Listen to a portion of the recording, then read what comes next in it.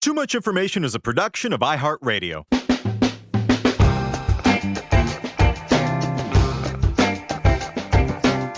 Hello, everyone, and welcome to Too Much Information, the show that brings you the secret stories and little-known facts behind your favorite movies, music, TV shows, and more.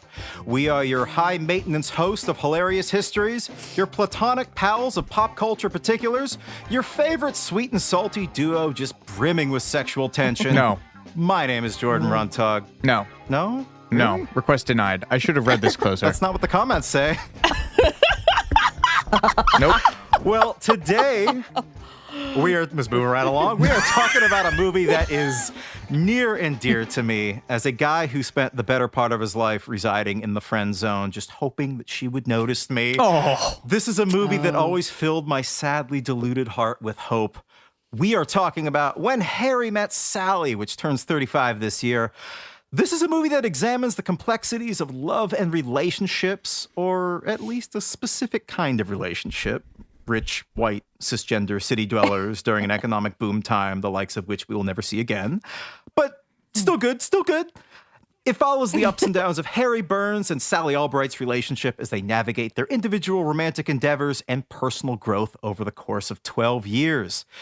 Yes, some of the points are a little cliche these days, and there are parts that maybe didn't age very well, but it is beloved nonetheless because it gave a semi-realistic portrayal of modern relationships, and also, more importantly, offered perhaps the most famous depiction of the battle of the sexes since Billie Jean King took down Bobby Riggs on the tennis court. The movie's iconic line, men and women can't be friends because the sex part always gets in the way, is still debated to this day. Yet the film screenwriter, the legendary Nora Ephron, didn't see that as the focal point of the movie. She said in 2008, "I don't think that the movie's about friendship at all. I think the movie's about men and women and how they see everything, including friendship and sex, from completely different vantage points." Now, Heigl and I can't be trusted to have a nuanced discussion about relationships, so today, we are thrilled to announce guests. We have guests. We've tidied the place up. We have a new recording interface. This is so exciting. We have podcasting royalty, Brooke Sifrin, and Arisha Skidmore Williams of Wondery's Even the Rich, one of the most endlessly addictive biography podcasts on the internet. Their recent season on Prince Harry was directly responsible for getting me back into The Crown, so thank you for that and all the hours that I lost not doing. Ooh, got to come back to that. Well, I'm just going to hit up Netflix. I was just listening to about them on the radio. There was like a news thing about how they're doing so fucking well. And I was like, how are they doing so well when we all agreed we weren't going to get subscriptions after they stopped us from password sharing? But apparently I'm the only one doing that. So now I think want everybody kickback from the caved. That's my guess, is that everybody's keeping their... I did it. I still... And I just click, I'm traveling. I refuse. I've never been penalized Really? still. Like, I haven't even gotten a pop-up or anything. So I'm like, I don't know what's happening, but I'm just going to let it happen. Whose are you using? Mine. Well, that's But what. we have it at this place and a second place. So there's other people at different places using it. So I don't know. We're just sliding under the radar, you know? So everybody shut up. Don't say anything about it. But it's more than just a royal family. You have epic dynastic family scandals, including the Kennedys, Chappaquiddick incident, Drew Barrymore and her show business family, Patty Hearst's, the Gettys, who we just talked about on the Studio 54 episode about the guy who got his ear sliced off. Yeah, there you go. Bring it all Great together. moment. Yeah, Paul. You just launched a spin-off series, Even the Royals, which, again, is a must for any Crown devotees. But you also wrapped a season of Even the Rich with Snoop Dogg and Martha Stewart, which I did not see coming. How did you land on that? You know, we didn't see it coming either. We don't have any say. We never see anything coming. They tell us what we're doing. We just show up. Yeah. I mean, I was like, oh, okay, this is fun. Like, I mean, who doesn't love Snoop and Martha and their friendship? Like, it's so wild. Yeah.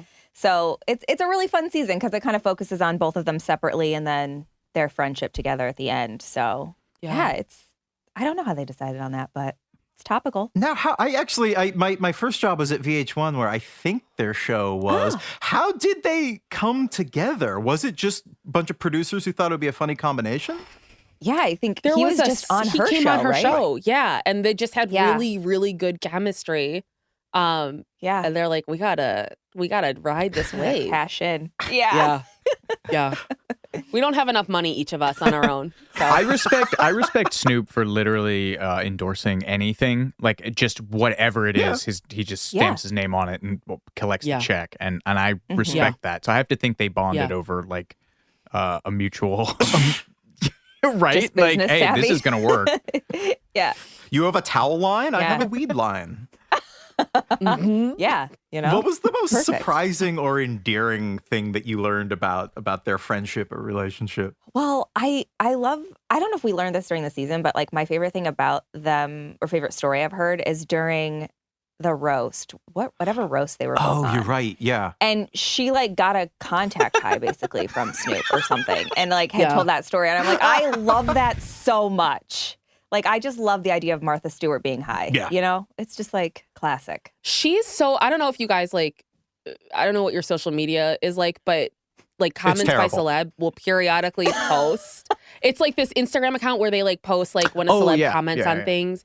And I feel like at least once a month we get like a Snoop Dogg comment on a Martha Stewart post or vice versa. Like there was literally just one today. Just today. Where Snoop had like posted a bunch of Libras, which I'm a Libra, so I loved it. And Martha was like, don't forget the Leos. We're pretty cool too. But it's just like their friendship is so fun and fresh and nobody saw coming. Yeah. And we just need more of that. Yeah, it doesn't feel stage managed in a way that like a ton of these do. Like I actually can't like I like the idea that I used to work for Page Six, and so like I'm familiar with publicists. So I like I bet you are. I think we met working at People Magazine together. So we Okay, been in that world. So we've been in that world. But yeah, I can't imagine like a publicist running either of their Instagrams and like commenting on each other about. If so, it's a great. Those publicists deserve raises. Right. I also feel like you get to a point in your life and in your career where you're like, I got it from here. Right. I'll say what I want to say. You know? And it's I'm so established. F off. Yeah. Yes. Yeah. Heigl, does our friendship feel stage managed? It feels podcast managed.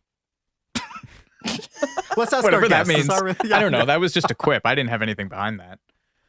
Just like our relationship. Sorry, that was like a Who's Afraid of Virginia Woolf couple bickering at dinner party. I'm sorry, I didn't mean that. Buddy, I love you. I'm sorry. We'll talk about it later. Thank you. Not in front of the guests. I need some help with the potatoes now. I think you guys seem very authentic in your friendship. Oh, thank you. I assume you guys also have weekly sleepover like we do. I'm so no, jealous. because we're on we're on different coasts. Oh. Yeah. Well, there's cameras. There's Zoom, right? No? That would be such a terrible sleepover. Well, we were in a band together, were and on tour, we were like the Bucket family, like head to foot in beds. We all shared a bed, a couple rooms, right? Until you guys like got the golden ticket to go to Wonka's I was just factory. gonna say, the Willy Wonka factory, the grandparents. Well, Brooke, I've been told that you are not a big fan of When Harry Met Sally, and as somebody who wants to be a hospitable host, that horrifies me. But my favorite episodes are the ones where I'm torturing Heigl because I make him talk about something he hates. What are your thoughts on When Harry Met Sally, or what's your beef with When Harry Met Sally? Thank you so much for asking, Jordan. We really need to give space for hating, you know? Yes. Yeah, we need. Okay, as a rom-com in general, it's fine. But my biggest problem is that I don't feel the romantic chemistry between the two leads. And that's a big problem, I think, in a rom-com. Yeah. That's one of the most important parts. It's funny because I just rewatched it, and it's funny because like it's either like comedy has moved so far on from Billy Crystal's whole deal that there's like it's scanning as uncanny. Defined as? Well, I mean, like, there's a part, like the whole thing, like right at the end, after they like have their, their final New Year's Eve kiss, and he just immediately starts riffing. And it's like that seems so like on. I forget what he even is like quipping about, like Old Lang Syne. He's like riffing on the lyrics. Oh yeah. Well, he's like riffing on the lyrics of Old Lang Syne, and it's just like that just seems so Scans is so inauthentic. This like these decades later, and. It's kind of like, I think it's a real descendant of like the Groucho Marx movies where the whole thing just grinds to a halt so that your big marquee name comedian can just do his shtick. Robin Williams probably kind of knocked that out of the stratosphere. Yeah. That's very Robin And Williams. then I don't know. I mean, it's funny because like watching it, I'm like, oh, I see different shitty versions of myself in each different shitty version of Billy Crystal. But like it's still throughout the movie, there's so many things to dislike about him. Well, okay. Well, we'll get to that. Arisha, how about you? Where do you fall in this movie? Well, this is what's crazy. I'm like well known as a rom-com aficionado. I love rom-coms more than Brooke. Yeah, I'm sure you guys have read several articles about her. Yeah. But I had never seen this movie. I knew about it, but I'd never watched it. So I watched it for this. Oh my God, what'd you think? Not a fan.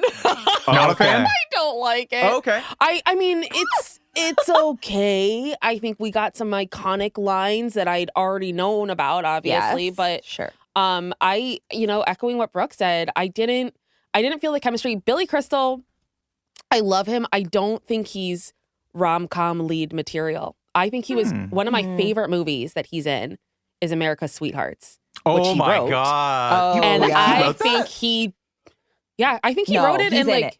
no, Oh, I he think wrote it? He had to do with its creation. Everyone's Googling. Okay. Prove me right or wrong. It was like his idea or something to make it happen. Oh my God, there's you're a right. movie Yeah, he with some co-wrote it. chemistry. Yeah.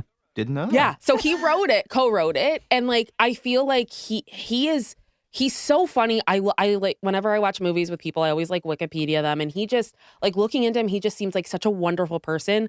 He just doesn't give me like rom-com lead. He gives me like rom-com best friend Goofy or friend, rom-com yeah. Friend. They solved that in When Harry Met Sally by giving him the schlubbiest best friend.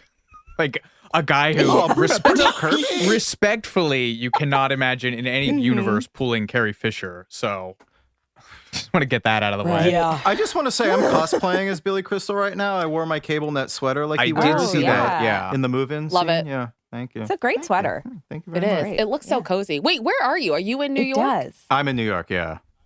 So Okay. it's And Alex, free. you're in Okay. LA? I'm in Berkeley, Bay Area. Yeah. Oh, okay. Okay. Nice. Well, Yeah. I like this movie because I saw it when I was young and stupid, which I think is crucial. Yeah. I was I an think so, immature. yeah. I was an immature young man who was constantly falling in love with my female friends and hoping they'd one day wake up and realize that they felt the same about me and that we were perfect together. Yeah. And this worked out Yeah. exactly 0 times. Has Yeah. anybody? I'm still that person. Oh no! So Arisha. I'm still falling in love with my friends, and they're like, "Who the f are you?" So I hear that. I get it. They're like, wow, you're really throwing the word friend around a lot, lady. Yup. Yeah, I'm trying to think. I don't think I've ever been really in that situation where I'm like just pining after a friend. So I don't know. Well, I love that for you. I'm glad. I'm Thank very. you. Yeah. Congrats. Congratulations. Yeah, I'm always just swatting them away with a bat, you know? I'm like, Oh, stop, here I'm we taking. go. Heigl.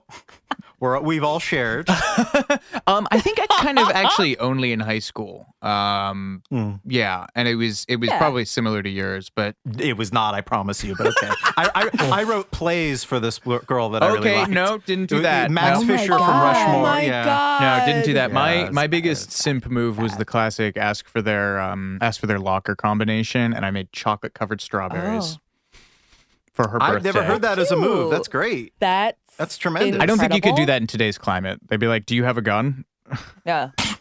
Oh, I thought you meant like literally they Or would like melt. allergies. The chocolate Well, would be like, that's an unintentionally resonant piece of topical humor. Yeah. It's like not Yeah, with global yeah. warming. That'll never work. never work. Chocolate covered strawberries incredible. in this economy? Well, yeah, that's no, the other there's thing too. All right. Lots of reasons. Well, Yeah.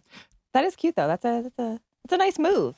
I That respect is a it. nice move. Yeah. I used to put Yeah. secret admirer letters in their lockers. Okay.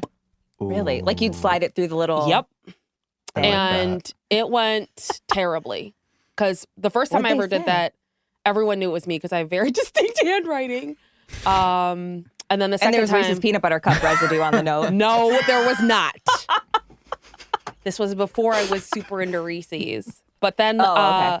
another time I was like, this is going to be great. I'm going to like send all these anonymous secret admirer letters with different fonts, and the names of the font will spell out my name. That's how they'll know it's me. That and I is stopped, I think, on like the C high concept. Comic Sans. It is high concept, and that's a problem. Is I'm always going after these dumb idiots that can't use their brains. You gotta weed out the dummies. I gotta be honest, like so, that worked out really well. I was an English major. I think that one would have gone right over my head. I'm sorry. I'm not a puzzle guy. Like, is that an acrostic or an anacrusis? What's the word play thing that we're talking about? Like, spelling exactly what you said. It's what the Zodiac used in those things he published in the paper. Yeah, it's a cipher. Whatever that is. She was cutting letters out of magazines, and they were like, is she trying to kill me or bang me? Honestly, it's a thin line for me. Well, to make you all feel better, the young woman I wrote the play for when I was like 15, I was on a plane.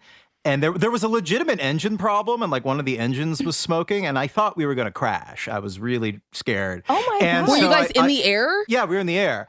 And there was an air sickness bag in front of me, and I wrote a love note to her thinking, I don't know what I was thinking. I was just panicked, and I thought it would be found on my body. She's going to find it in the rubble. Right, yeah, I don't know. And so we landed, obviously, and I was okay, and I landed, and I said, oh my God, yeah, this crazy flight, and oh my God, I did this crazy thing. I actually wrote you this goofy note on a air sickness bag. And she was like, oh, well, I'd like to see that. Why should you have to be dead to tell me how you really feel about me? Aww. And so I showed it to her, and then it freaked her out, and she didn't speak to me for like a year. She's like, maybe you should have been dead then. Yeah. That would have been preferable. That would have been preferable. After reading this. I was going to say, we were in like 9th grade.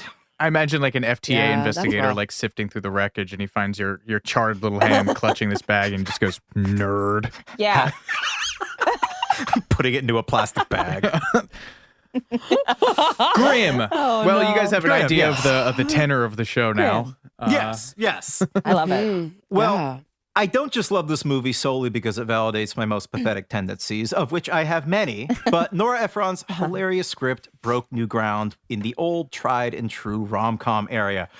Rather than having a villain come between the two star-crossed lovers or some other contrived misunderstanding between them, the only thing that keeps Harry and Sally apart are their own insecurities and neuroses, which I think makes it very realistic. And also, moreover, it illustrates the significant role that timing plays in relationships, positing the notion that two people must come together at the right moment in their lives in order to truly connect. And I think that's what makes When Harry Met Sally one of the more relatable and realistic rom-coms. Yeah. Timing is everything. I just like, for me too, I also really, I'm so tired of like the gray shot on digital like content slop and slurry that we're all just being forced onto it at every moment of every day, that I just like, I see something that was like shot on film and like on location and somebody worked on the script. It doesn't read like it was written by ChatGPT or someone without health insurance. And you're just like, this is just a work of art, like Too real. You know what? That's a really good point. Because like Arisha and I always talk about how rom-coms today don't feel the way that rom-coms used to feel. And that might be a big part of it, honestly. Like, you may have nailed one of the bigger issues there. I think a lot of it also can come down to the fact that like the filtering system for those casting in those things has like shifted to social media. Like you have TikTok influencers and like Instagram influencers and comedians who are getting like shuffled into these roles. And like, I'm sorry, respectfully to her, but like Addison Rae doesn't have like the comic chops that Meg Ryan does, and no one like get us started. Insert male figure like in that same situation has not come up in the same like circles that Billy Crystal has. So there's just like they're just not equipped to do any kind of actual movie work, And so you see people who do, and you're like, wow, what a treat when things were actually made well. We used to be a proper country. Yeah. Right. We used to be. Yeah, God. I love your hot takes, Heigl. I did not think I'd get a rom-com hot take out of you. I'm a big Rob Reiner guy, too. I think this is like part of his like Imperial era, too, when he was just knocking it out of the park at every at-bat, Because this is like close to Misery, too, which is a different kind of rom-com. Yeah, a little bit. Yeah. Oh, we are going to have so much fun on this. I can't wait. Let's dive in. From the bizarre role the film's screenwriter played in Watergate and the presidential kid who played a bit part, to the time Tom Hanks and Molly Ringwald nearly played the titular characters and the long-lost bummer ending, the surprise genesis of the famous deli scene, the the struggle to come up with the title, and the beloved British royal who couldn't get enough of this film. Here's everything you didn't know about When Harry Met Sally.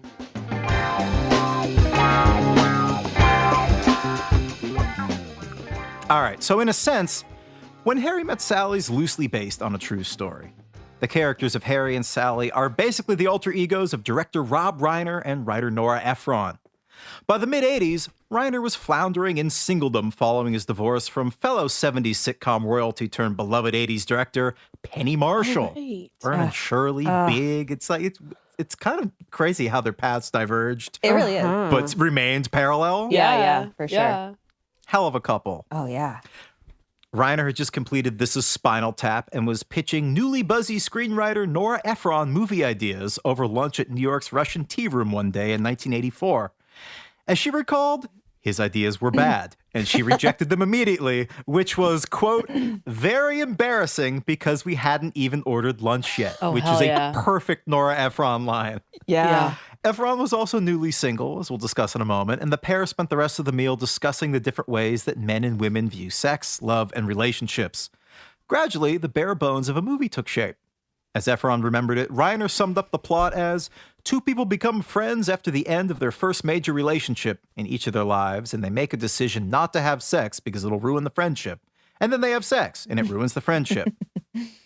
Nora agreed to write a script based loosely on Reiner's dating experiences, which Ephron deemed horrifying but not surprising, which I take to mean offensive and deeply misogynistic. Probably. That's fair. Yeah. Yeah.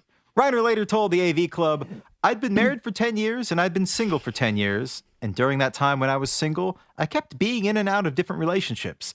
And they didn't go so good. And I kept getting confused. How do you make friendships? If you have sex, does that ruin the friendship? All those questions that are brought up in the film. I said, this has got to be the basis for something here. So I went to Nora and I told her about it. And she said, I like that idea. And she started interviewing me. She was like a reporter, and I told her all these stories of different things I'd been through. And from these stories, she crafted the character of Harry Burns. And she would later say in a DVD featurette for the 20th anniversary of the movie, he's basically Rob Reiner. He's neurotic and in love with his neuroses. Who among us is not in love with their neuroses? I mean, you got to be, you got to tolerate yourself somehow. Yeah, exactly. exactly. That's a very generous read on that. I want to write that one down and take it to therapy. Yeah, I was going to say. I'm like, okay. Many of the lines from the movie came directly from their conversations. Reiner, like Harry, had a tendency to overshare. And Ephron, like Sally, called him out on that, telling him, you don't have to tell everybody everything that's going on the moment it's going on. Okay, we sort of talked about this at the top of the episode. Do we think Harry is a likable character? I think he has some likable qualities. Yeah. Yeah. I think he doesn't start off great, know? But I think that's also kind of, I think, his arc as the years go on, He's like this young kid who's like driving a college girl. It's like, he's kind of a pain in the ass. But then he starts to get more likable, I think, as time goes on, as he grows up, I don't know. What about Rob I Reiner? agree with that. I'll be honest, I don't know a lot about Rob Reiner. I've realized. He looks like David Crosby when he was young. And he, and he made, a lot of good movies. And more importantly for Jordan, who's like a big sitcom guy, he was in All in the Family first. So. Oh, okay. That's Love right. All in the Family. That's right. Yeah. He's Meathead, yeah. I love this. One of Nora Ephron's slightly more endearing qualities that she commandeered for Sally was, I guess, she was a very particular eater, I'll say. Oh, my God. Reiner witnessed her ordering food in a very precise way, and they decided to add it to the script. And Nora even incorporated her own defensive line, I just like it the way I like it, which, fine, fair. Yeah. I gotta say, as having worked in the industry before, the hospitality industry, it makes you want to strangle her. It's like, I was don't just care about to what you say. like. Make it at your house, okay? Come on. That's the dividing line, too, because I was just about to ask Jordan, like, have you worked, were you front of house or back of house? Yes. I was a dishwasher, which I don't know where that puts me in the... What was that? What was that face? No, I've said you've done your time, but you're not involved in this conversation. I'm just saying, okay, look, and It doesn't concern you. I don't want to like, I'm not coming for people that are like, oh, like I have a gluten allergy or like I don't eat cheese and like, is it possible to like get a side salad instead of fries? But like when you're like, I want it at this temperature and I want that, and it's like, no. Yeah. This is not, you're not the queen. I'm making minimum wage. Go make it at home. Right. I did not love it. Especially in like a roadside diner. Like, where are they in that first stop? Yeah. Like, come on. So, Alex and Arisha, how are your tips? Really you guys get good tips? actually. You guys are I like, got great fuck tips. you and your dumbass order.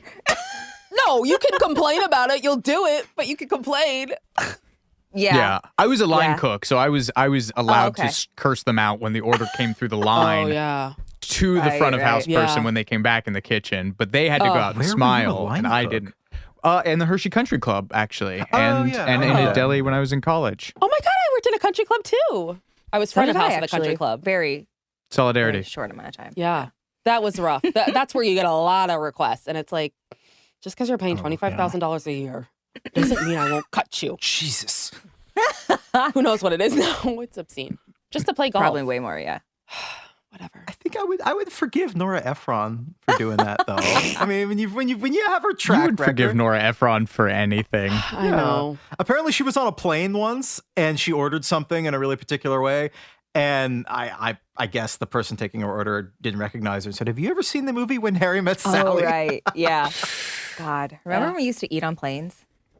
I don't. I ate on a plane to London. It was delightful and back. But like just general flights used to have food, right? Like just random flights. Like you didn't have to be in first class. You didn't have to be flying overseas. Oh, right. Now you just get peanuts if you're lucky. I know. It's like we used to do whatever we wanted. The only thing I eat on flights are edibles and Ativan. Yeah. Well, it's I'm so scared to get high you in don't a have to be in plane. first class for that. I'm like, I'm worried my brain will just explode. It won't be able to process things. Yep. And I'm like, I can't. I'm already neurotic enough on the ground. Sometimes that's preferable. Yeah. I'll be the next viral plane video of like going insane, and I don't need that. Trust Fingers me, I don't crossed. need that. No, uncross your fingers. Podcaster goes on lizard person rant. Yeah. We got to get in the news somehow. This is it. The more nervous I am, the more I feel like I need to be like 110% on, as opposed to doing what I probably should do, is just have something to take the edge off. Because like if I'm not on, then it'll get me. Yeah. You know? Yeah. As if that would be able to be helpful. That's fair. 6 miles up. Especially at a higher elevation. Like you're going to feel more high. So that's probably Exactly. a fair. Like getting way like to look at it. a mimosa. I'm like, I had one mimosa and I was like, whoo. And I was like, I can't be You're like, what compromised. if something happens and I have to fly the plane? You know? Yeah. You I never can't know. drunk fly a plane. That's a rookie mistake. Or and I'm not going to could make you? it. Could and Thanks, would. did it. I could But we've totally talked fly about a my plane. plane trauma. Yeah. Yeah. Think of the genius play you could write, stoned out of your mind on a flight, though. Yeah. I've actually flown a plane. So Yeah. Wait, which Then one? you'd be fine. what? Which of you I like flew a flown plane? my dad was like a small plane pilot. That's impossible to say. Small plane got it. pilot, Cessnas. Yeah, I can now. And I got a group like years later, and like where you tandem fly with like somebody. So I'm like flying a plane, and then the pilot's like behind me. I was like, I would rather fly a commercial jet. So I'm gonna see if Southwest puts up one of those Groupons, and I can do it for them. Maybe. Yeah. Did you get Good any idea. intrusive thoughts, like as you were passing over anything in particular? Like, this is my moment? Weirdly, it was more an intrusive thought of like, this could be the end of us all. Not that at my hands, but I was just like, can't wait to be back on the ground. And I don't mind flying. I actually enjoy flying. But in the small plane where you feel everything, I was like, I can't believe my dad willingly did this for fun. Yeah. What can you do? Well, That also, what crazy's in kind my of DNA. person do you have to be to agree to be the pilot in that situation? Like, yeah, I'll tandem this Money hungry? idiot who got a Groupon and see if they don't kill us. Like, whoa. Yeah, there was no like background check. What if I was like some psycho? I'm just thinking about this. What if I was You like, had we're a all vendetta going down. against that pilot. Yes. Yeah. Which There's honestly, got to be a panic button that just like cuts off control Right. of the yoke or something. oh yeah, like when you You get just it, have, like, a you're learning to stun gun. drive. Yeah. Did you say stun gun? Yeah, they're just like, enough of this. And we all go down together. You probably signed it away in the Groupon at this point. I mean, I just don't trust the fine Absolutely. print on any of those things. Absolutely. Oh, God, no. Yeah. God, no. God. What a time. This is a very Harry Burns thought here. Isn't Harry Burns he has a dark side. He talks about his dark side. I think about death for hours. Yeah, exactly. Yeah. Poor Jordan having to steer this conversation back on track. I feel for you. We should see how wild we can get and see if we can find a way to bring it back. Challenge accepted. That is my this is all goal just every a test. episode. That is, I know. Yeah. Yeah. Sometimes I just see what's in the news. Right. Well, an ingenious device that Efron uses in this movie are the talking head segments with older couples sharing how they met, which I thought was a cute touch. And these scenes were taken pretty much verbatim from interviews that she'd done with real-life couples who worked at the film's production company. And I love how at the very end of the movie, Harry and Sally have their talking moment, which is just one of the many brilliant improvised performances by Meg Ryan and Billy Crystal, which we'll talk about later. I do have to say that one couple where they're just talking over each other, I was like gritting my teeth through that because it's like, Really? yeah, I don't find that so cute. It felt like a trope, like a they felt like it felt like what you would expect of like a very old couple. For some reason, I felt like they were in New York City. They've lived there in like Brooklyn for 50 years or something. Just felt very much like I've seen these two characters before. They should have had Marty Scorsese's mom. Well, my grandparents were hearing impaired. And so they would have like conversations that were like parallel. They each thought they were having a conversation that wasn't actually occurring. Wow. And so I think that's kind of how I saw it. That's like having a conversation at a club with someone you just met. You can't hear each other and you're just like, yeah. That was me today with that woman at the pool in the locker room who. This is so unnecessary to bring up on this podcast. Bring it back around from this. Someone stuck a finger in Arisha's butt. Yeah, bring it back. Yeah, this old woman back, Jordan. A few weeks ago, she like put her finger in my... She was trying to point out a tear in my bathing suit, and she's an older woman, but I had a new bathing suit on, and I was like, yeah, I've got a new bathing suit on, and I was having this conversation. She's like, oh, I don't have my hearing aids in. I can't hear anything you're saying. I was like, you could have said that 5 minutes ago. I could be swimming right now, knowing you're not listening to anything I'm saying. Yeah, that was the worst part. Have fun bringing that back. Yeah, that was the worst part. It kind of feels like a Nora Ephron scene, though. Oh, yeah, actually, it sort of does. That's your meet cute.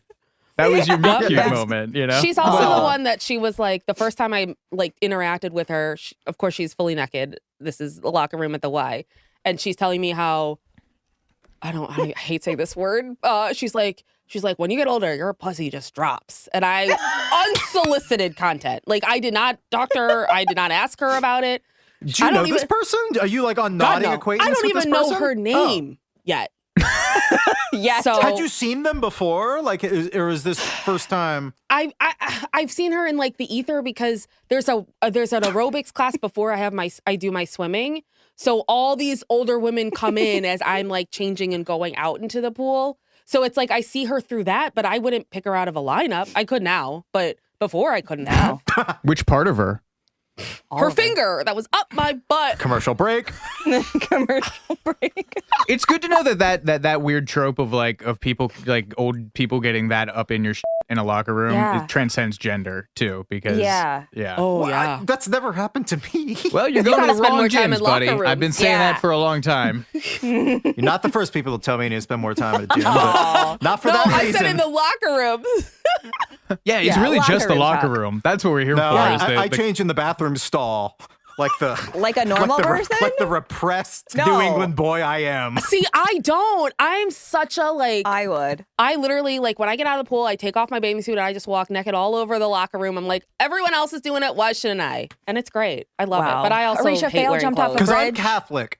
They're not going to jump off a bridge. How are they going to get to the bridge? Well, those swimming lessons will come in handy. They aren't allowed to drive. So many of them talk about they can't drive. Which Y is this? It's in North Hollywood. I go in the middle of the day, which Okay. Yeah. I like Yeah. so that's like, and I love it. I love being around older people. Actually, it's just a nice vibe, and it's like nice and break from all the idiots here in Hollywood. Wow, that's gonna get me canceled. I love Hollywood. Wait, let me see. Wait. Let me see if I can save this. Speaking of non-idiots, Wow. I love it. And that's what we call. we should love. talk about the amazing life and work of the legendary Nora Ephron. Oh, yes. How did I do? Jordan, did I do okay? That's good. C+, but I'll take it. C+? Because we're running short on time. Okay. Damn. She had literary and cinematic greatness in her blood. She was born to parents Henry and Phoebe Ephron, who wrote and produced movies like There's No Business Like Show Business, starring Marilyn Monroe, the film adaptation of Roger and Hammerstein's Carousel, among many others. They named their daughter Nora after the protagonist in Heinrich Ibsen's A Doll's House, which is kind of a weird thing to do for your daughter. And as Jordan is contractually obligated to add, at all times was the original working title of the Beatles' White Album because it gets shoehorned into every single episode. I got to have a Beatles fact, yeah. I love I it. love it. I love it. I'm a big Beatles fan. Love Steady. Oh, you're a fan No. of the Beatles? I had no idea. that. Yeah, you ever heard? No. Where are you at on Chris Evans? Dead to me. Okay, this is really strange. His dad is my dad's neighbor His dad is your in dad's Massachusetts. neighbor. Wow. Are you that. willing I don't know if I'm allowed to to say break that. up a marriage? Didn't they? Yeah, they just got married. They did. And it's time for you to step up, Jordan. Go home and visit your dad. Start Okay. stirring the Go pot. talk start to Chris's some rumors? dad and just be like, Okay. you know, your son needs to be in love for real. And I know just the person. She swims She's a with old podcaster. women, and she's a podcaster. It's on a lake. She's got holes in her bathing suit for easy No, access. I wore a new one. Oh, okay. Easy access. Oh no. Yeah, tell Speaking that of to his easy dad. access, Like, what page are we on? Nora Ephron worked at JFK's White House as an, that has an unintended double meaning. Now I feel really bad for, nothing happened between her and JFK, I assume. She applied to work at Newsweek in 1962 to get started on her writing career, and the folks at Newsweek only offered her a job in the mailroom because it was 1962 at a national media publication. Not much has changed, I assume. As a result, Nora Ephron joined a class action lawsuit against the magazine, suing them for gender discrimination. This was eventually adopted into the Amazon series Good Girls Revolt. Ephron later took a job as a reporter at the New York Post, actually one of my former employers, where she broke the news that Bob Dylan had gotten married in 1966. And the reporting bit has further legs. In 1976, she married Carl Bernstein of Woodward and Bernstein, All the President's Men, etc., 1970s Beltway, and so forth, Nixon, Attica. It ended Watergate. poorly. He cheated on her Oh. while He she didn't was see it. When she was pregnant pregnant. with their second Come son. on. Oh, come And on. who did he cheat on her? Cheat on her with? You might ask. Marilyn the Monroe. daughter of then British Prime Minister James Callahan. Wow. That's an even the rich-esque story. A That Brit. really is. He cheated on her with a British girl with an accent? Disqualifying. Yeah, Did she have an that's rough. accent? I don't know. I mean, was she I would British? assume if her Minister's daughter, dad I is would a prime assume. minister. She might have been. Probably. She might have been born here, maybe. Jordan, talk about accents for a while.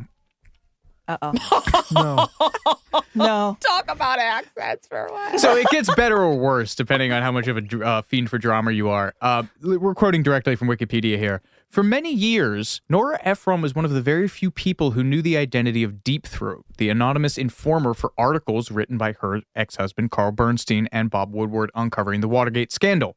Ephron read Bernstein's notes, which referred to Deep Throat as MF.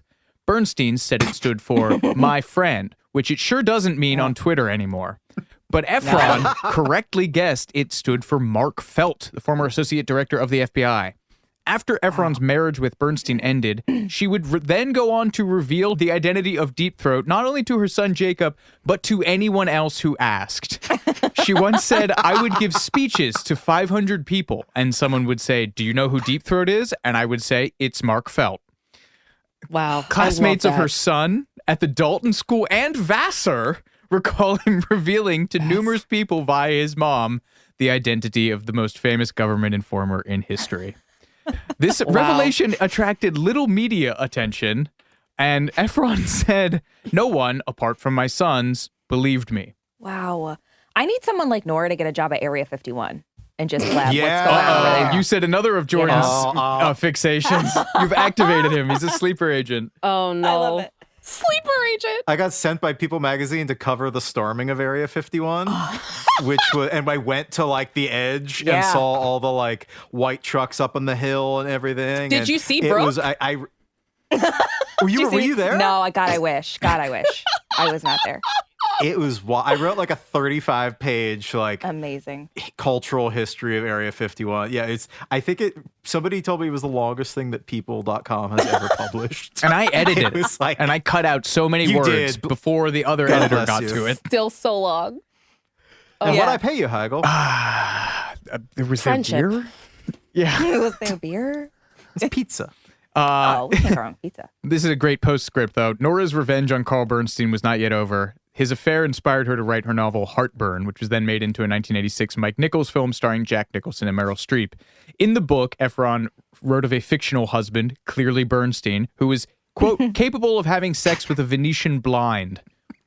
And then she wrote that the character of Thelma, based on the woman who had the affair with her husband, looked like a giraffe with big feet. Bernstein threatened to sue over the movie and film, but never did. And Nora spent her latter years as one half of screenwriting's biggest power couple. She was married to Goodfellas and Casino writer Nick Pileggi from 1987 until her death in 2012. Wow. She is an inspiration more than I realized. Yeah. I know. I love this that is the story. kind of That's so petty cool. bullshit I aspire to do. Yeah. Oh my God. That can bring down two governments, the British government and the American government. Yeah. God, I love it. Oh, that's so inspiring. Goals. I got to get married real quick so I can pull something like this off. My God. Yeah, I love it. As you meditate on that, we'll be right back with more Too Much Information after these messages.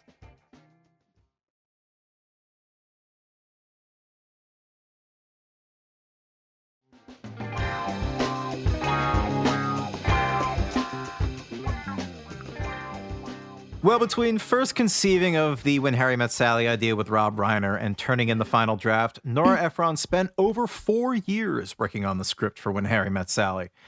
While Ephron was refining the script, Reiner busied himself directing back-to-back classics Stand By Me and Princess Bride, which are the subject of two equally classic TMI episodes. Stand By Me kills me every time. I know. Stand By Me I haven't seen in a very long time, but Princess Bride will always be like... I like watch it probably like once a year at this point, and it's just such a nice. The Sicilian is like my favorite part of the movie. I just love it. I quote that all the time.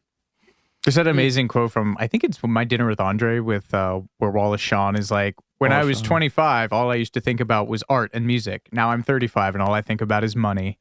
I'm the Grinch, actually. I don't find Stand By Me that I'm not really into Stand By Me. I don't know. Too corny. What? I wasn't part of a... There's a dead body. I wasn't part of a cool... and kids die. Well, I mean, yeah, Can't that's get cornier fine, than that. Yeah, that's pretty fucking corny. I don't know, Like man. my I see a bunch girl. of kids in like Golly G, Golly Willikers 50 kids like walking You just down hate the 50s. Yeah, You hate You the hate 50s. the 50s? God, I sure do. You can't see through the 50s. Jordan's thing is 50s. My thing is 60s, and to a lesser extent the 70s. So I love them both, really. Your thing is not the 60s. My thing's the 60s also. Guys, you can 70s. both have the 60s as your thing. It's a No, pretty no, long we can't. decade. yeah, I don't know. You take the first half. Just watching one those of you can kids have roll down the 60 to railroad 60. tracks and singing the Lollipop song just pisses me off. I just I don't Honestly, that's vibe fair. with them. Yeah. That's fair. It's about the death of innocence, Heigl. Yeah. It was time for that spiral. Nobody made a movie about mine. Yeah. I had to write my own Yeah. and perform it in front of my school. For my crush. Moving on. Oh my God. In front of your crush, yeah. Did you reserve? You know what was did a you, better writing? Did you? Nope. No. No. Did you reserve the seat for her, and she never showed up? Oh. No. No, she showed Okay. up. She You mean was, at the play? it was at the play you wrote mandated. for her. Oh, I didn't perform it. I didn't perform it. No. All right. Sorry. Speaking of, Well, a better piece of writing was When Harry Met Sally. An early version of Nora's script was called Scenes from a Friendship, which is a riff on Ingmar Bergman's seminal Scenes from a Marriage. And I think that's a good title because it reminds me of my favorite Billy Joel song, Scenes from an Italian Restaurant. Another early title was How They Met. Nobody really liked this either. The production team really struggled to come up with what they thought was a workable title. In fact, they had such a hard time coming up with a halfway decent name that Rob Reiner instituted a title contest, promising to reward the best pitch with a case of champagne because Hollywood.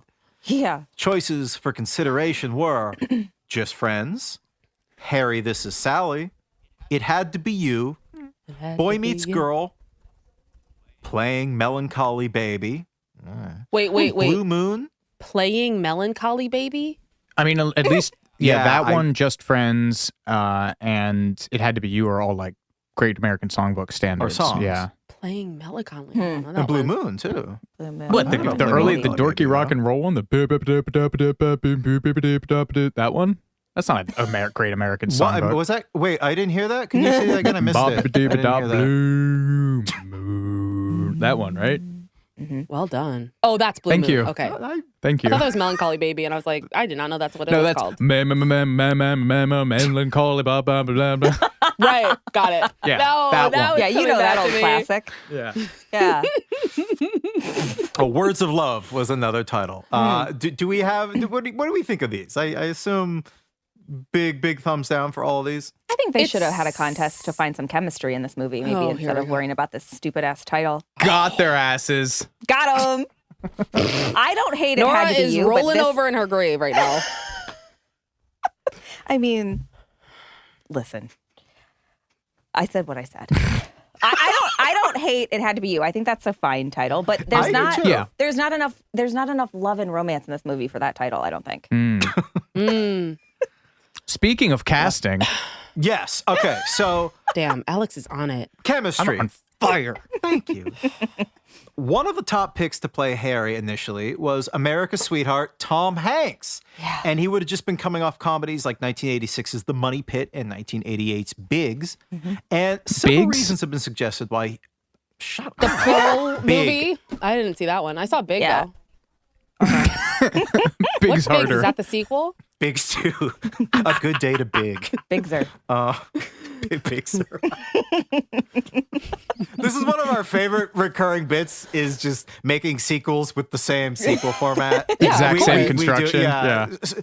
Biggs, Secret of the Ooze, Biggs, Big Yeah. back in the habit. Yeah. Wow, see, we even the same order. Is Fast Yeah, and the we Furious, have really- they reached out to you guys yet? Oh my God. I'm sure Too they big, need your too help. furious would be. Oh no, nope. That's phrasing. No, we can't do that one. Do you know what's actually funny about the Fast and Furious sequel is that What? that was a Roger Corman movie from like Oh. the 50s, like a cheapy exploitation one. And the reason that they have to change the title every time is because they only paid him to use the phrase "the Fast and the Furious." So if they That's were to keep hilarious. using that and call it Fast and the Furious 2 or the Fast and the Furious 3, they would have to pay him over again. And rather Wow. than do that, they have decided to just give everyone a different and dumb, increasingly Wow. dumber Those cheap title construction. Yeah. Who knew? Yeah. Right? Again. Yeah. Come on. The amount of money they Roger bring Corman. in, they He's- can spring to have pay a to. guy for his I idea. know. Classic. It's all got to go to digitally sweeten Vin Diesel's whole thing. Yeah. Really does. Oh my God. So Tom Hanks. Oh yeah. So Tom Hanks. How do we like Tom Hanks for that? I mean, I love Tom Hanks. This was before You've Got Mail, right? Mm-hmm. I thought they Yes. have good chemistry in that. So I think Oh, he yeah. would have been great They in do this have role. good chemistry. And Sleepless in Seattle too. Oh, yeah. I like that one less. Oh yeah. I Me don't too. like when they're far apart. okay. I need like in-person Aw. chemistry. They spend too much time not being together. But I don't like Tom Hanks is like the original golden retriever. And I don't know that he could be I guess he's kind of an asshole and You've Got Mail Yeah. a little bit. Yeah. But He's the corporate dick, Yeah. They right? did League of Their I Own just don't know if I too. could see it. Yeah. Oh, I yeah. don't know. I don't know if I could see this. Yeah. But Could you see it better than Billy Crystal? No. Not necessarily. I don't think he could summon the character of dark Harry. edge. You know? Yeah. Yeah. Yeah. Well, there's Okay. multiple reasons why he passed that have been offered. Uh-oh. Hang on. They're coming for me because I added an S to big. Because you said something bad about Tom Hanks. Yeah. How dare you? They're like, we're on it. Yeah. We got him. Neutralizing. There's one theory that Tom Hanks felt that the material for When Harry Met Sally was too lightweight, which I don't think is true because instead of making When Harry Met Sally, he made Turner and Hooch, in which he starred opposite a French Mastiff. Oh, which I mean, he also movie's did Toy devastating. Story. How lighthearted can you get? Right, yeah. He played a wooden doll, which I love. But that's yeah, but that neighbor kid was dark. Oh, Sid was out of his mind. Sid. That guy is in a 4x5 cell right now, guaranteed. Absolutely. Yeah. What is this, Victorian England? Is that like the psychiatric measurements of a psychiatric cell? Yep, for sure. 4x5 is like a dog crate. Yeah, that's what he deserves. That's Blowing how up bad it these was. poor That's things. fair. No, Yeah. totally Fine, fair. 10 by 10. I'll be generous. Okay, thank you. But the more realistic... Stop it, Heigl. I love you. The more realistic reason that Tom Hanks passed on this role was apparently that he had just gotten divorced himself, and he didn't connect with the deeply depressed divorcee Harry because he felt liberated by his own divorce. This is according to his current wife, Rita Wilson, who explained on an episode of the Table for Two podcast in 2023 that Tom, quote, was happy not to be married and could not really understand a person going through a divorce that would feel anything other than like, I'm so happy. That seems like a weirdly myopic view of divorce. I would really want to hear that from the actual person who went through the divorce, not his new wife. Yeah. Who's going to be like, yeah, he's so much never been happier. happier. Yeah. Loves marriage now. Yeah. But he did end up teaming up with Nora Ephron on Sleepless in Seattle a few years after When Harry Met Sally, and You Got Mail. Yes. Classic. So once Hank said no, Rob Reiner looked to other big actors working at the time. One of these was Albert Brooks. Oh. Nope. Could Albert Brooks ever get it? I got to look him up. I can't Like, remember what I it don't is. think Like, that's a possibility. I always mix him and Albert Finney He's the bad up. guy. He's like the Oh. well, Albert Brooks is like the bad guy in Drive, who spoiler Yes. alert kills Bryan Cranston in the garage. Wow. I was going to watch that tonight. Heigl. That was too much information. Finally, you've done it. She got us, got our We've never asses. said those words on this show, like in context. Wow. Oh, he's kind of quietly soulful. He's got Oh. he's got Yeah. this sort of schlubby. Can I put this in the chat? Can I put this? Yeah, do you put it guys, in the do you guys chat. want to Google Albert Brooks? I'm looking at him him right up. now. Oh, yeah. Okay. Yeah, he's got the Yeah. little nebbishy kind of like charm. I need to look at Yeah. him. What year was this movie? Did this come out? 'Cause I gotta look at 89. him when it 1989. came That's out. That's a good Yeah. point. That's a very good point. I'm gonna look Right. too. I'm just to be part of the group. I'm gonna look too. Yeah, we've got to. Oh, okay. Oh, God. Who did he just remind me of? Somebody. Oh, I know exactly who you're what? talking. Gutenberg, Steve He could Gutenberg. join. Steve Gutenberg. Oh, yeah. Yes. We've been Okay. together too long. He could Michael. join. We have, Brooke and I have a group called the Curly Headed and he could join it. Put my hat back on. FOX or FUCK? FUCKS. FUCK. Oh, okay. Curly Headed Fox. Come on. Well, I feel like Silver Foxes Fox. don't have curly hair. You know, like Silver Fox. Oh, okay. Yeah. Yeah. Well, Albert Brooks passed on the role because he thought it was too much like a knockoff Woody Allen movie, which I kind of see. He also turned down roles in Big and Pretty Women, so I'm just going to say that maybe his taste just sucks or he has bad managers. Other actors up for consideration for the part of Harry Burns and When Harry Met Sally include Michael Keaton, Richard Dreyfuss, Harrison Ford, Jeff Bridges, and Bill Murray. Harrison Ford would be too Harrison too Ford. handsome. If Yeah, Carrie too Fisher was in it and Harrison Ford, that'd be a mind. 'cause Oh, this is yeah. post Star Yeah. Wars. Yeah. I could see Michael Keaton Yeah. like I capturing think that Michael kind of Keaton would be essence. really good, actually. Because he Yeah. does kind of have that, like, Yeah. he's got comedy chops. He famously had Yeah. a guest spot on Frasier, and I think he's actually really funny. Mm, Well, he And I even feel coming off, like like Mr. he does Mom have in this era. serious. yeah. Oh my God, I forgot about Mr. Mom. Maybe Would he have Big already deal. done Batman, or would this be before? like the same Oh, year. Same actually. year, yeah. Yeah. 89. That'd be wild. Batman and then a rom com? Wow. That man could do it all. Maybe it's a good thing that it Range. didn't happen. He would have been too powerful.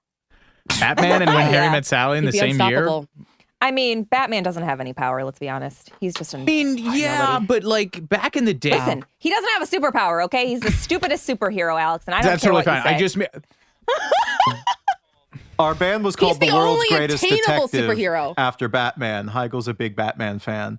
He's showing That's you his fine. bat tattoo right now. Oh, his- wow. I he has come from the- a family of Batman fans. But no, I mean, I just mean like in 1989, like the stranglehold that movie had on pop culture. It was like this, and When Harry Met Sally. Yeah. Like Oh, we for would have, sure. we'd be Huge. having like the conversation that we have about like I don't know, Tom Hanks. That we'd be having this about Michael Keaton. We'd be like, yeah, Michael Keaton, biggest star in the world, America's sweetheart. yeah. Yeah. Yeah. Oh my God. I try imagine to that every day. timeline. Jordan, you got a segue? Thrown to you, Jordan? bud. So, well, Rob Reiner, he said that the film was self-financed, so they could pretty much cast whoever they wanted. And I got no segue, Heigl. Rob Get me Reiner out was of so this. despondent. What a dream to be able to self-finance. Anything. I know. To be able to be like, I I have know. enough money that I'll just do whatever the fuck I want with this movie. It's impressive. Yeah.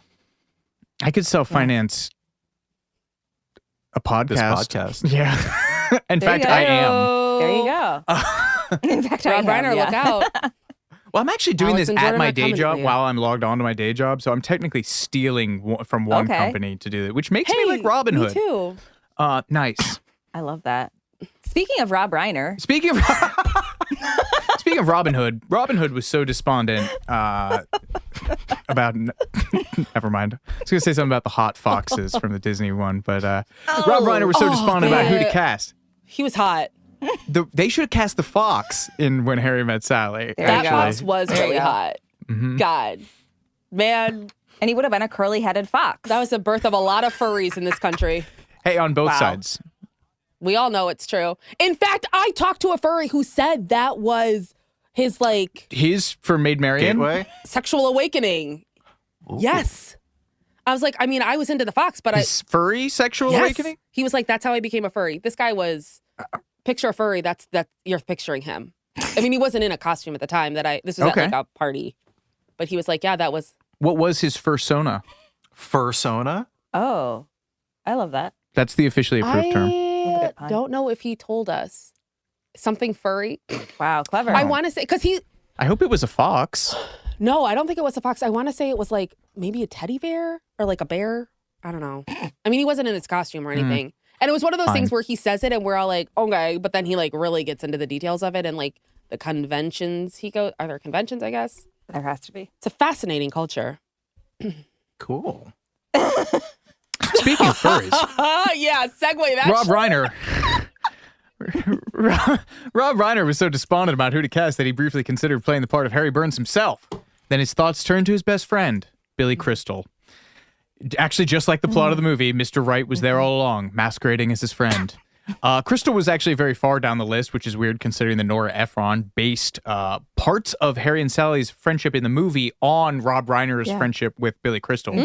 That's so adorable Yes. that they turned a bromance into one of That the is defining cute. cinematic Love cis it. relationships Yeah. of all time. They would actually do the Casablanca thing where they would watch Casablanca together. And I guess back in the day, you wouldn't call it live tweeting. You would just call it having a phone conversation. But they would live tweet it to one another. Many of the scenes in which Harry talks to his best friend Jess, played by Bruno Kirby, took inspiration from Billy and Rob's private chats about relationships. Gross. The pair had met in 1975 when Billy had a guest spot on All in the Family, the sitcom that launched Reiner to stardom. Billy Crystal was cast as the best friend of Reiner's character, and they became best friends IRL shortly thereafter. Billy obviously knew that his buddy Rob was looking for the male lead in his new movie, and was slightly miffed that he hadn't been considered first, to which I say, be more self-aware, Billy. Crystal wrote in his memoir, I knew from agents and managers that Rob had met with almost every male actor my age, except me. Rob can be forgiven at this point, though, because Crystal was not big on the, he was, generously a C-lister? Yeah. And the last movie that he'd been in was Princess Bride, where he was dressed I up was gonna like a say, very Princess old Bride. grandpa. Very old warlock Yes. ish, right? Famously, one of the most sexually magnetic fantasy archetypes. Yep. And Crystal was also said he was nervous about working, or Reiner said he was nervous about working with someone who he had an IRL friendship with. And his fears ironically echoed the central question of the movie. Rob Reiner would say, the fear I had was, what if you worked with a friend and it doesn't work out? Are we going to destroy a friendship? I had no reservations about him playing the part. I just wanted to make sure. Their close bond did make Billy Crystal the ideal person to play Rob's alter ego. I'd like to turn it over to our guests. If you guys were fantasy casting the story of your podcast and friendship and eventual marriage to one another or a different person or possibly a furry, who would you cast? Oh. Oh my God. Why am I blanking? Orisha, you go. I have someone. I can't think of her name right now. Am I I'm casting for Brooke and me? Or just yourself? Like, You're casting each other. Play us? Well, actually, you can cast yourself. No, Oh, go I thought ahead. we were Go casting nuts. our character. Your character and the other. This is a lot of I pressure. think I would cast and Orisha. I know.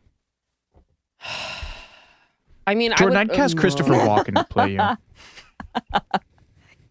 cast Jack Antonoff to Wow. play you. Oh, get f***ed. Does he act? No, We it's could- just Okay, someone. I was- One of our coworkers that I'd look like Jack Antonoff, and it's kind of haunted me ever since. Oh, okay. I was like, Taylor Swift's Jack Antonoff, right? I didn't know he was acting. Well, now it's Margaret Qualley's Jack Antonoff, but yeah. Right, right. She's a no name, so I can't use that as my reference, unfortunately. Wow, that's harsh. No, nothing against Margaret. Margaret, is that her name? Yeah, Margot? she's who is she? She's Andy McDowell's kid. She looks just like her, Andy McDowell from Oh yeah. Groundhog Day. She's got the love Groundhog billowy Yeah. brunette long hair and the face. And the Andy McDowell has like a series on Hallmark, like Where the Heart Is or Where the Heart Grows or something. I keep seeing ads for it. That Apparently, it's sounds really accurate. good. And Michael. Okay, play us. Jesus Christ. I would say I got somebody. Okay. Kristen Bell Okay. and Maya Rudolph. Aw, that's cute. I would watch that movie. Okay. Okay. Or even maybe Amy Poehler think and I Maya might- Rudolph. They've got great chemistry I too. would go with either Amy Poehler or Kristen Wiig. Mm. Oh. Yeah. And Maya Rudolph? Yeah. Yeah, I could settle for Maya Rudolph. Okay. I was also thinking weirdly That's what Paul Melissa Thomas McCarthy Anderson and said. Sandra Bullock. Oh. Yeah. The Heat. Just I was thinking The Heat, but like I haven't all seen the way that down, movie. obviously. Funny. It's so You've funny. got to watch it. I love Sandy. Yeah. So good. You know, I she's met America's Sandy. sweetheart. She's so nice. She is America's sweetheart. She is. And Chris Evans was at her house when I met her. He's America's sweetheart. He's dead to me. He's also Captain America. Yeah. Yeah. Well, he's dead to me until Jordan talks to his dad. And then Right. I will we'll be talk back to on his speaking dad. Yeah. terms. Yeah. Thank you. Thank you. This is not even an intentional segue. This is my honest thought. I feel like Sandra Bullock would have been a really good Sally in this. I was thinking that too, actually. Right? Yeah. Yeah. Yeah. Well, especially because I'm thinking of Sandra Bullock back then. Yeah. So I'm thinking of Yeah. like While You Were Sleeping, Sandy. And Yeah. I think she would be really good in this role. Yeah. Sandy's good in, except for She's good in everything. What's it? Oh, What's that? The one movie she's not good in. What About Steve or Yes. something, where she's the crossword puzzle About creator with Bradley Cooper. Is yes. it? Yeah. Oh, that like deeply that out. offensive, weird. Yeah, that. Yeah. And then yeah, she's good at everything she does. Yeah. Everything else. But yeah. Well, speaking of besties and friendship, the character of Marie, Sally's best friend in the movie, is played by Carrie Fisher, who is IRL best friend with Reiner's ex, Penny Marshall. Could have made things awkward. Do we think Carrie Fisher, she was in her script doctor phase. Do you think she did any uncredited work on this? Oh, man. I don't think Nora Ephron would need that, though, you know? That's true. That's true. Yeah. I like to imagine a world where they like fought it out. They like hashed it out in Yeah. the trailer. It got ugly. Anyway, Billy Crystal was supposed to be playing a depressed single dude, so to offset his on-set camaraderie, wordplay, thanks Jordan, with Rob Reiner, he deliberately avoided hanging out with the cast and crew and spent most of his time alone in a hotel room to get into the isolated mindset of a recent divorcee. It's just called acting, Billy. Try it. Billy Crystal, IRL. I know. It's the has- perfect excuse if you're like, I don't want to Sorry, hang out with can't. anybody. Yeah, I can't come. I'm Yeah. getting my craft perfected right Yeah, now. you guys should try it sometime instead of partying. Give me room service. Yeah. And a do not disturb door sign. Billy Crystal's been married for 53 years Wow. to a woman named Janice Goldfinger, which sounds like something someone would throw out an improv night. Yeah. That definitely sounds like a fake name. He was taught at NYU by Marty. Yeah. Jordan, can you verify this for me? Marty I read McFly. Yeah, I wrote it. Marty McFly. Yeah, he time traveled and taught him at NYU, and by Marty McFly, and Marty, nickname in quotes, McFly Scorsese. That's what you're talking about. Got it. That's my Marty. Yeah. Jordan, segue? I tried with the Sandra Bullock, and then it didn't, and it fell And apart. then everyone ruined it. Oh. Sandra Bullock was not on the short list to play Sally. Rob Reiner's first choice was Susan Day of The Partridge Family and L.A. Law, which Oh, interesting. interesting. Yeah. I'm gonna go see what. Yeah, I have a hard time picturing 80s Yeah. Susan Day. Yeah, you really gotta picture look. her on like the flower bus. I can kind of see it. Yeah, 80s. I can This see is it. crazy. I just put Susan Day into Google Images, and instead of writing 1989, I just put 989, like a common typo that anyone would make. And that changed my Google results from like Wikipedia and eBay and all the normal image results that you come up. For 989, the top 1, 2, 3, 4 results have suddenly become Wiki Feet. Oh, you should look at mine. I have like a my 4.5 God. rating on there. Oh my gosh, congratulations. Thank you so much. Yeah. I found that one day and I was like, wow, I'm really making it. Finally. What does Susan Day have? Someone was like, "Do you know Brooke has a wiki feet?" And I was like, Someone said that? "Yeah, why do it you?" Was, Yeah, I do remember that. I don't Susan remember Day what is though. close to 5. I regret to inform you. She has looks like a 4.9. Wow. Yeah. So is Someone that the paid off Wiki workaround Feet. if you just only want to look at people's feet? You Absolutely. just put 989? I don't know. Did we That's the uncover a code. secret? I don't know. Let's see if it works with Black market of feet. See if it works with Sandra Bullock.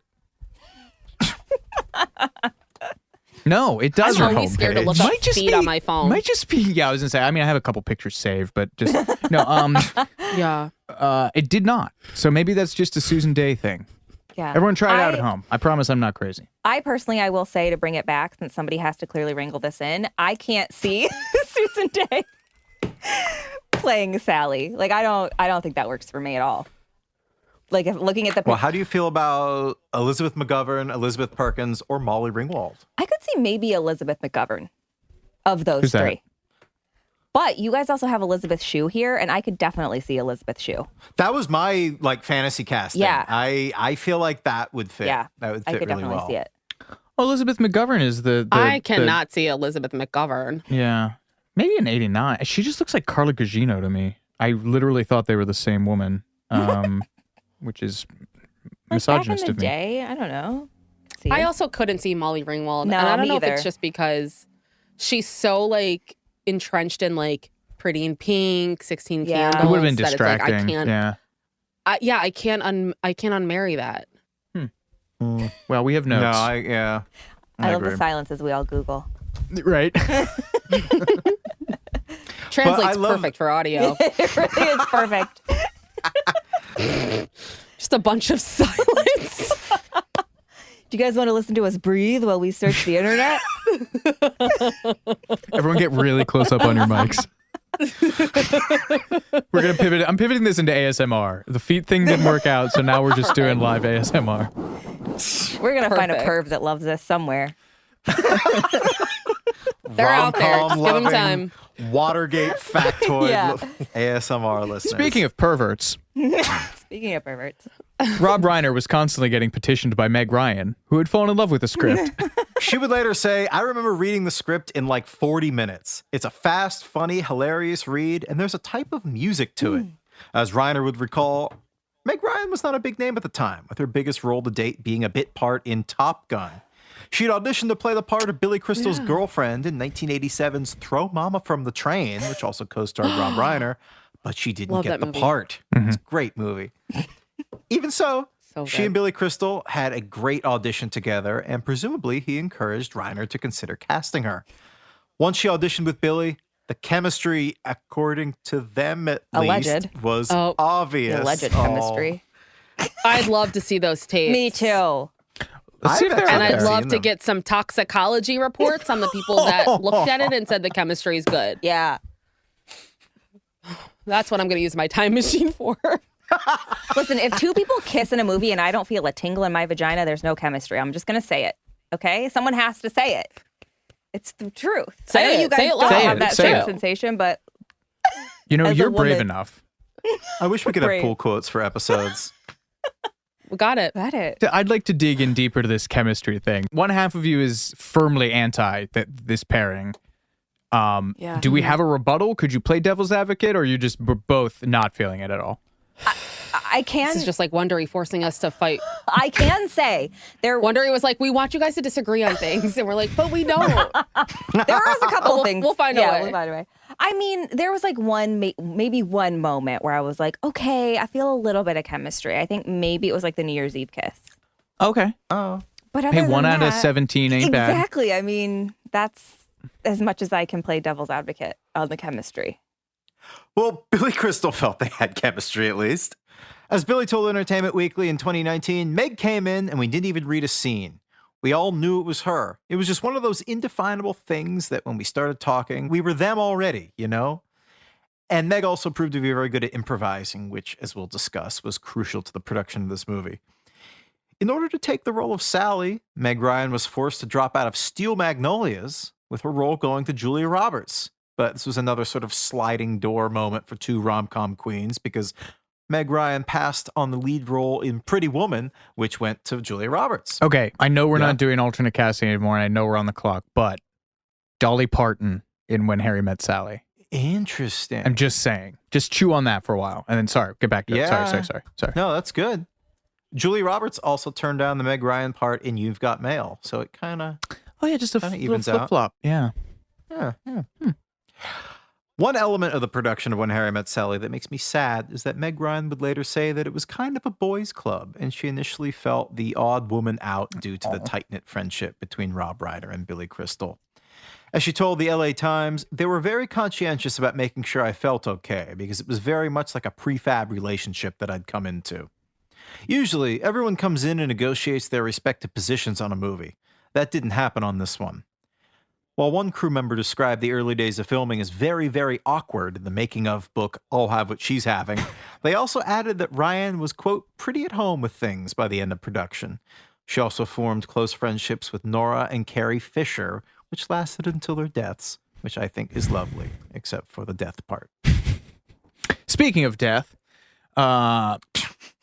no, I mean, let's get the elephant in the room out of the way. There was a concern during production about what you charitably describe as the beauty discrepancy between Billy Crystal and Meg Ryan, which Hollywood solved in the time-honored way of sticking some glasses on Meg. I gotta say, the glasses work for me. Efron supposedly said, well, we have to have glasses for the character because Meg's a lot more attractive than Billy is, and then proceeded to have her try on between 200 and 600 pairs of eyeglasses. And this occurred at Starry Eyes Optical Service. Optician to the stars? I added that. Question mark? It's a prop glasses place, I'm guessing? I think? It. It was during this process that Meg ultimately found a pair of vintage, one-of-a-kind Robert LaRoche frames that she deemed suitable. Not only were these big honkin' Sally Jesse Raphael frames valued at $5,000 in $89 or $12,000 today, but Meg, a woman after my own heart, tried to steal them before learning that they actually belonged to the shop's owner. Ultimately, they made 20-some replicas for production. Jordan, while I read this next part, do you want to Google and see if there are any up for sale at Julien's or anything? Yes. This movie also, in the casting department, features a first kid. And no, I'm not talking about the movie that stars some interchangeable brunette moppet from the 1990s. And I want to say Sinbad? I mean, right. A literal offspring of the president. Few people remember Sally's pre-Harry boyfriend, Joe, described as a tall, sentient surfboard of a man. He's played by Stephen Ford, son of our equally forgettable president, Gerald Ford. Yeah. Stephen was a male model before getting into politics. Insert Zoolander quote. This casting is hilarious because Steve Ford was originally cast to play an almost identical role, the blandly attractive boyfriend that the heroine dates prior to winding up with the leading man she was always supposed to be with, in Grease. He was cast to play Sandy's boyfriend Tom before backing out due to supposedly stage fright. A coke addiction? Yeah. Maybe. Thankfully, he got his second chance in When Harry Met Sally and would go on to appear in films such as our beloved Armageddon, Black Hawk Down, and Transformers. A big fan of the military-industrial complex and Michael Bay. And he is the president's son. Yeah. And he plays a Secret Service agent in Escape from New York from old Johnny Carpenter. Steve Ford is also involved in one of your favorite presidential stories of all time. In the summer of which I will now read instead of you.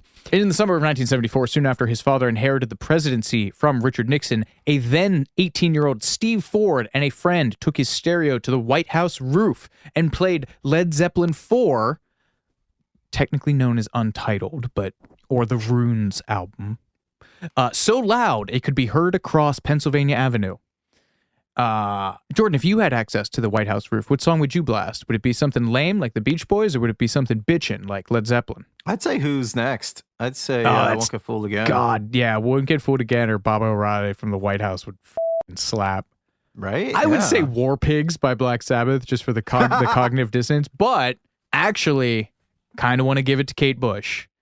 We're going to put on Hounds of Love, side A and B, as she intended for the record to be heard.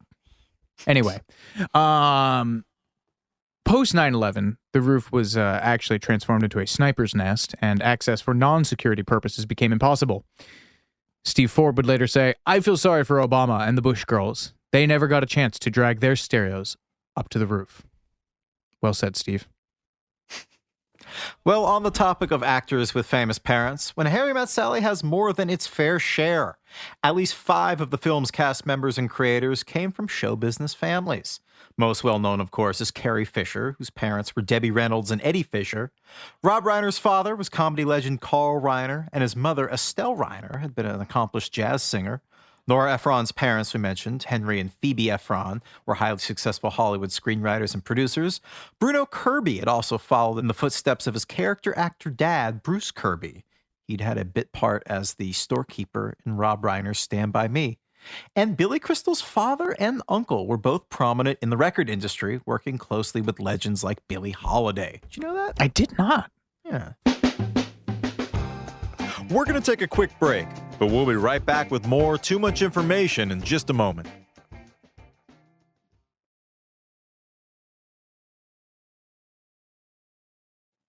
Hello, folks. It's Jordan, breaking the fourth wall for a change. I got to level with you. We spend so much time talking about feet and furries and ASMR and locker rooms and plane crashes and Chris Evans and my pathetic love life that our guests needed to step out for a minute and attend to some business. Don't worry, they'll be back by the end of the episode.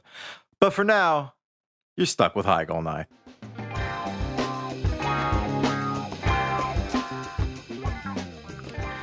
All right, we're moving on to the production. Principal photography for When Harry Met Sally began on August 29th, 1988, with a budget of $14.5 million, which is $36 million today. Pretty cheap. Less than half of what the other big comedy of 1989, Ghostbusters 2, cost to produce. Rob Reiner and Nora Ephron wanted many of the scenes to be set against some of New York City's most beautiful locations to highlight the lead character's complete lack of awareness. In other words, they're as blind to the love growing between them as they are to the romance of their surroundings. That's fascinating, man. I love that. Right? Like, just consciously putting them in New York's most beautiful locations and having them not address it at all. Address it, yeah. That's amazing. Really galaxy brain stuff. Yeah. I mean, the perfect example of this is when Harry moves into his new apartment. There are these huge bay windows that overlook the Empire State Building, and it could be viewed as either the greatest view in the world or the loneliest. Shooting took place on location in various New York City locales, including Central Park and the Loeb Boathouse, where Sally's Lunch with Marie and Alice was filmed, the Puck Building, which served as the location for the 2 New Year's Eve parties, and also Marie and Jess's wedding, Giant Stadium, a loft in Soho, which stood in for Harry's apartment, and Katz's Deli on the Lower East Side, which we will talk more about in a moment. But for all the location shooting, the most difficult scene was pretty mundane, or at least appeared so on the screen. It's the 4-way telephone call after Harry and Sally first sleep with each other and call their friends, played by Carrie Fisher and Bruno Kirby, at exactly the same time. Carrie and Bruno's characters are in bed together, so it's a 3-way split screen. Through the movie, Rob Reiner uses split screen to show characters talking on the phone, which is an old classic cinematic device inspired by the 1959 Rock Hudson Doris Day rom-com Pillow Talk. But the scene in When Harry Met Sally was significantly more complicated, this three-way split call. Rob Reiner told USA Today in 2019, "It's like doing a magic trick. No one sees the trick because it doesn't look like anything. But technical people have always asked me, how did you do that shot?"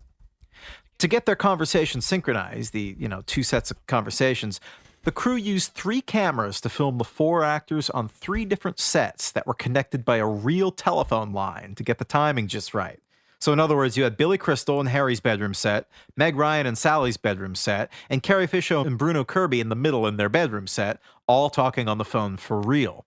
And it was all one continuous take. So if one person screwed up even a single line in I think it was like 4 pages of rapid fire dialogue, you had to start all over again.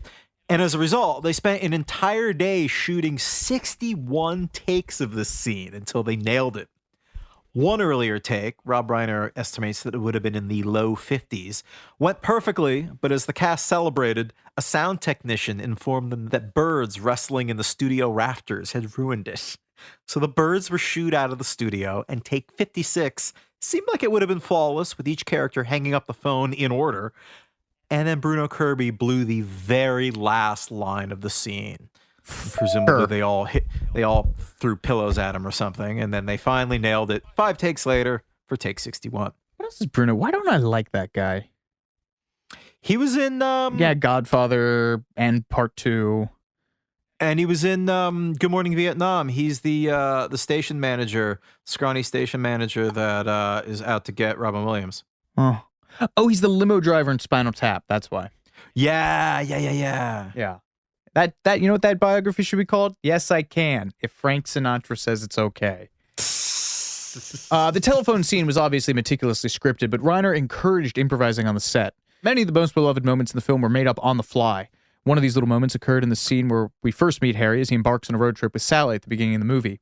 The bit where Harry eats grapes and spits one of them directly into a closed window was not in the script. Reiner said, "I wanted to make Harry a little bit rougher around the edges to start. So we came up with this idea of him eating the grapes." Billy said, "I can just be spitting the seeds out the window." That's what gave Harry a little bit more abruptness. Billy and I came up with that on the set as we were doing it. I found it so disgusting how he just rolls down the window with it still on there. Another scene that was partially ad-libbed is when Harry starts speaking in the goofy voice at the Met Museum. Proud to partake of your pecan pie, and so forth. That always bothered me. Yeah, it's dumb. It's one of those moments I was talking about earlier where they were like, yeah, just give it to Crystal. Throw to Crystal. Just go. Yeah. Midway through the scene, you can see Meg Ryan actually breaking character with a laugh. She looks off camera to Reiner, though, who indicated that she should keep going, and she jumps back into it. Spontaneity was so great that they left the take in, break and all. Meg Ryan also showed off her improv skills during the Pictionary win, lose, or draw scene when she's frantically trying to get everyone to guess the phrase baby talk. According to Reiner, he didn't direct Meg on what to sketch. He just gave her the phrase to draw, and she went for it, which led to the other actors spewing out hilarious, non-scripted guesses, including Bruno Kirby's immortal baby fish mouth. That's a great line. So they used to call me in college. But the crowning achievement of Meg Ryan's improv skills is the infamous deli scene. The scene came out of a conversation between Nora and Reiner, where he basically said, "Okay, I've told you all sorts of guy secrets. What about the stuff that women do that men don't know about?" Her response was Sally's revelation. Reiner's response was basically identical to Harry's. He was so shocked to hear that women fake it that he apparently called 6 different women at his production company into his office and asked them to confirm that this was a thing, a move that he would later admit should have gotten him sued and or canceled. I don't like this. Yeah, it's gross. Yeah. Initially, the scene was just supposed to be a conversation about whether or not women fake sexual pleasure. But during a read-through, Meg Ryan said, "Well, why don't I just do it?" And it was Billy Crystal's idea for the scene to be set in a crowded restaurant. Rob Reiner wanted the Carnegie Deli, but ultimately they went for Katz's Deli, open since 1888, for reasons that I assume either involved permits or pastrami preference. In what I have to imagine is an example of mansplaining that will be taught in universities until the end of time, Rob Reiner ended up acting out exactly what he wanted Ryan to do after her first few takes. An image that will never leave my head. in front of the entire cast and crew. He felt that her performance initially was, quote, very tepid. His attempt yielded a round of applause from all the extras, which famously included his own mother. Rob Reiner talked about his big moment in an interview with the Daily Beast. He said, I sat down opposite Billy and I acted it out. I pounded the table again and again, going, yes, yes, yes. And when we were done, I turned to Billy and I said, uh-oh, I just realized I had a huge orgasm in front of my mother. A phrase I never thought I'd say. This is Billy. I'm mortified. I was going to say we should have talked about this scene with the guests on, but I don't think either of us would have survived it. Yeah, no, I'm kind of actually secretly glad that we're doing this without them. Billy joked that it was like being on a date with Sebastian Cabot, which is mean, but accurate. And then Meg Ryan sat down and did the scene better than anyone could have done it. Nora Ephron noticed an interesting response to the scene when she went to a test screening of this movie in Las Vegas, specifically the males in the audience, who she said remained silent. They didn't get it, she said. The women did, however. They laughed, and their laughter became infectious until, one by one, the men joined in. Ephron wasn't sure whether the women had, in effect, given the men permission to laugh, or whether the men were, quote, being told that something up on the screen was funny, and they'd better laugh or look stupid. She had a low opinion of us as a sex, huh? I mean, we didn't do much to really earn it from her, did we? Very true. Yeah. This scene has obviously been enshrined in the pantheon of classic movie moments. Katz's Deli is very proud of its place in Hollywood history and has placed a sign marking the table where Meg Ryan sat. They also staged an I'll Have What She's Having contest, where enthusiastic participants can perform. They want to see who can perform the best. The deli's owner chooses 5 winners, judged on points including enthusiasm and commitment. And the prize package is worth $135, including a t-shirt, tote bag, pins, and all the ingredients to make the sandwich that both Harry and Sally are eating during the scene. This scene sort of predictably has led to some awkward moments between Meg Ryan and her children. Speaking to our former colleagues at People magazine, Ryan recalled a time when then-fiancé John Mellencamp decided it would be a good idea to let their 14-year-old daughter watch the movie. Ryan said, I'm walking around the house doing other stuff. I can hear baby fish mouth. I hear the orgasm scene, and then there's a silence from the room they're watching in. My daughter's 14. And John goes, Meg, I'm not explaining this. What a piece of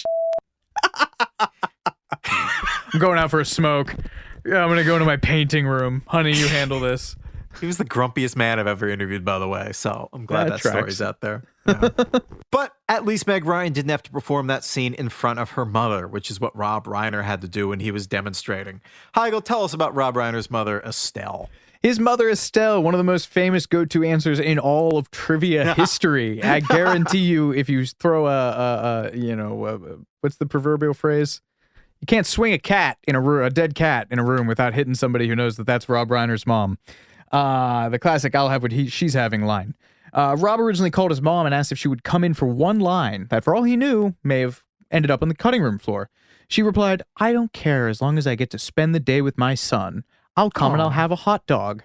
And she nailed it in 2 takes. I could have done it in 1. With I'll Have What She's Having, a Billy Crystal ad-lib, ranking 33 on the American Film Institute's list of top 100 movie quotations. Upon her death in 2008 at the age of 94, the New York Times referred to Estelle Reiner in its obituary as the woman who delivered one of the most memorably funny lines in movie history. But this is not the only family connection in the film for Rob Reiner. There's a scene where Harry and Sally are in new relationships. Harry has begun dating a woman named Emily. Portraying Emily in the scene is actually Reiner's 24-year-old daughter, Tracy. Billy Crystal noted that the casting choice made things slightly awkward because he knew her since she was a little girl. Tracy Reiner would go on to play Betty Spaghetti Horn in her mom, Penny Marshall's film A League of Their Own, and also the wife of astronaut Fred Haise in Apollo 13. And Rob Reiner himself, lastly, has a cameo in the film. During the New Year's Eve party scene, his voice can be heard off camera saying, "Hey everybody, 10 seconds until New Year." Hey everybody, we're all gonna get laid. Yeah, right. We mentioned earlier that Harry riffs about, obnoxiously, about what Auld Lang Syne actually means. It's Robert Burns, you cretin. It's Scottish. Years earlier, Rob Reiner had a similar line of dialogue when he was playing Mike Stivic in the TV show All in the Family. For an added dose of authenticity, the New Year's Eve scene where Harry professes his love to Sally was reportedly filmed on an actual New Year's Eve in New York City. Like he did for so much of the movie, Billy Crystal improvised a lot of the New Year's Eve confessional scene, including the sweet line where he tells Sally, "I love the way your nose crinkles." And also, when you realize you want to spend the rest of your life with somebody, you want the rest of your life to start as soon as possible. Probably the other most iconic line from the film. Great line. Insane he ad-libbed that. Probably a little late to say spoiler alert, but the film's happy ending very nearly didn't happen. Originally, the movie was going to have Harry and Sally stay separated, only to bump into each other 5 years later on the street before walking off in separate directions, leaving viewers to wonder whether or not they'd reunite romantically. And this was largely due to the fact that, originally, you'll remember, the characters were based on Rob Reiner and Nora Ephron, who apparently were not a love match. Nora later said in a DVD featurette, "Those types of people don't get together," which is a revelation that kind of crushed me. Test audiences, however, were not fans of this more truthful ending. Reiner decided to give the characters a happy ending after he had one for himself. While he was making When Harry Met Sally, he met his future wife, photographer Michelle Singer. He later said, "I fell in love," and I said, "I see how this works." The two were originally introduced by the film's cinematographer and future Men in Black director Barry Sonnenfeld. Reiner apparently had heard that Michelle Pfeiffer was getting divorced and, jokingly, I hope, told Sonnenfeld that he was going to call Pfeiffer. Presumably trying to save Rob Reiner from a brutal rejection, Sonnenfeld responded, "You're not going to call her. You're going to marry my friend Michelle Singer." And that's exactly what he did. They were introduced soon after, and they were married in 1989, the year when Harry Met Sally was released. And they're still together today. They have 3 children, and by my count, 5 grandchildren. So they got their happy ending, and so did Harry and Sally, who end the movie on the couch, talking about their origin story like all the other couples we've seen thus far in the movie. In my ending, the final date card comes up to the film. September 11th, 2001. Sorry. Well, there's no real good spot to put this in, especially after what Heigl just said, but the movie gets so much of its New York loungy Woody Allen knockoff feel from the piano standards played by Mr. Harry Connick Jr. Ladies and gentlemen, Mr. Harry Connick Jr. One of the happiest people I've ever interviewed. And he won his first ever Grammy for Best Jazz Male Vocal Performance for this soundtrack, catapulting the 22-year-old into the limelight. The album went double platinum in the US and hit number 1 on the Billboard Traditional Jazz charts. I don't have much to say that's interesting about Harry Connick Jr., except for the fact that he's a piano prodigy, which is interesting. And also his dad was the DA of New Orleans for 30 years, which is like kind of badass. It's kind of badass, but also New Orleans is like one of the most corrupt places of the past 50 years. Like their major scandal in the 90s was the fact that their narcotics department of the NOPD was running a narcotics ring. But no, I'm just contractually obligated every time Harry comes up to mention that clip of him. Have you seen the clip of him where he turns the crowd around? Yeah. On the beat? Yeah. It's pretty amazing. Everyone should go Google this. There's the whole thing about white people not being able to clap on the 2 and the 4, the backbeat. They just always, no matter how the song starts, they end up clapping on the wrong beat. So Harry's solution, he's taking an unaccompanied piano solo, is he throws in an extra beat. And he's playing eighth notes, right? So he literally just, he just throws in plays one bar of 5/4 is what I mean to say, instead of the 4/4 that he's playing in. And this has the effect of successfully flipping the crowd's wrong beat back around to 2 and 4. And it's really, without them even realizing it, you kind of hear them, like you kind of watch and hear them go, wait, something feels better now. But it's like, it's one of the most incredible pieces of like live music, like magic that you'll ever see. I implore everyone to go check it out. It's amazing. So Harry gets a pass in my book. Well, both Rob Reiner and Billy Crystal had low hopes for the movie when it was released on July 14th, 1989. It was competing against summer blockbusters like your beloved Batman and Indiana Jones and the Last Crusade, my beloved Indiana Jones and the Last Crusade. So they figured that this relatively small comedy was going to get crushed. Efron later explained that the studio was afraid of it because, quote, it has no safety net. It entirely depends on your caring about these two people. There's no real plot. And as a way to combat the competition, and also the huge marketing budgets of their competition, the studio released the film in just a few theaters in its first week, about 90, in an effort to allow positive word of mouth to spread. This tactic paid off when Harry Met Sally raked in nearly $93 million at the box office, making it the 11th highest grossing movie of the year. Reiner later told People magazine, "You never know. You make a movie and hopefully you like it, and hopefully other people do too. You have no idea if it'll stand the test of time, and it's kind of cool that it did." But in keeping with a TMI tradition, When Harry Met Sally is another beloved classic that was trashed by the critics upon its release. Writing in the New York Times, Karen James called it, quote, an often funny but amazingly hollow film that, quote, romanticized lives of intelligent, successful, neurotic New Yorkers. She went on to dismiss it as a Woody Allen ripoff, citing everything from its white-on-black credits to its classic jazz-influenced score to its obsessive conversations about love, sex, and death. When Harry Met Sally is the most blatant bow from one director to another since Woody Allen imitated Ingmar Bergman in Interiors, the review reads. Roger Ebert was more muted, calling it most conventional in terms of structure and the way it fulfills our expectations. So the critics didn't really like When Harry Met Sally, but you know who did? One of my favorite royals. The Archduke Franz Ferdinand? Did dukes count as royalty? Yeah, because wasn't the Crypt Keeper Old Scratch? Yeah, he married into it. Wasn't he the Duke of Edinburgh or something? Yeah, but I don't know. I count him as having married into it, you know? Sure. God, he's in hell. God, I hope he's in hell. There's no I hope. He's in hell. Yes, Jordan, that's correct. Princess Diana. She was hearing you say Princess Diana, I can literally hear the bile rising in your throat as you say it. I like Princess Diana. Because she left? Because she bounced? She was the people's she was the people's princess, and she threw a giant, as they would say, spanner into the works. A wobbler? A wobbler's a fit, though, right? Like a tantrum through a wobbly. Oh, I didn't know that. I thought that was just like anything that doesn't go according to plan.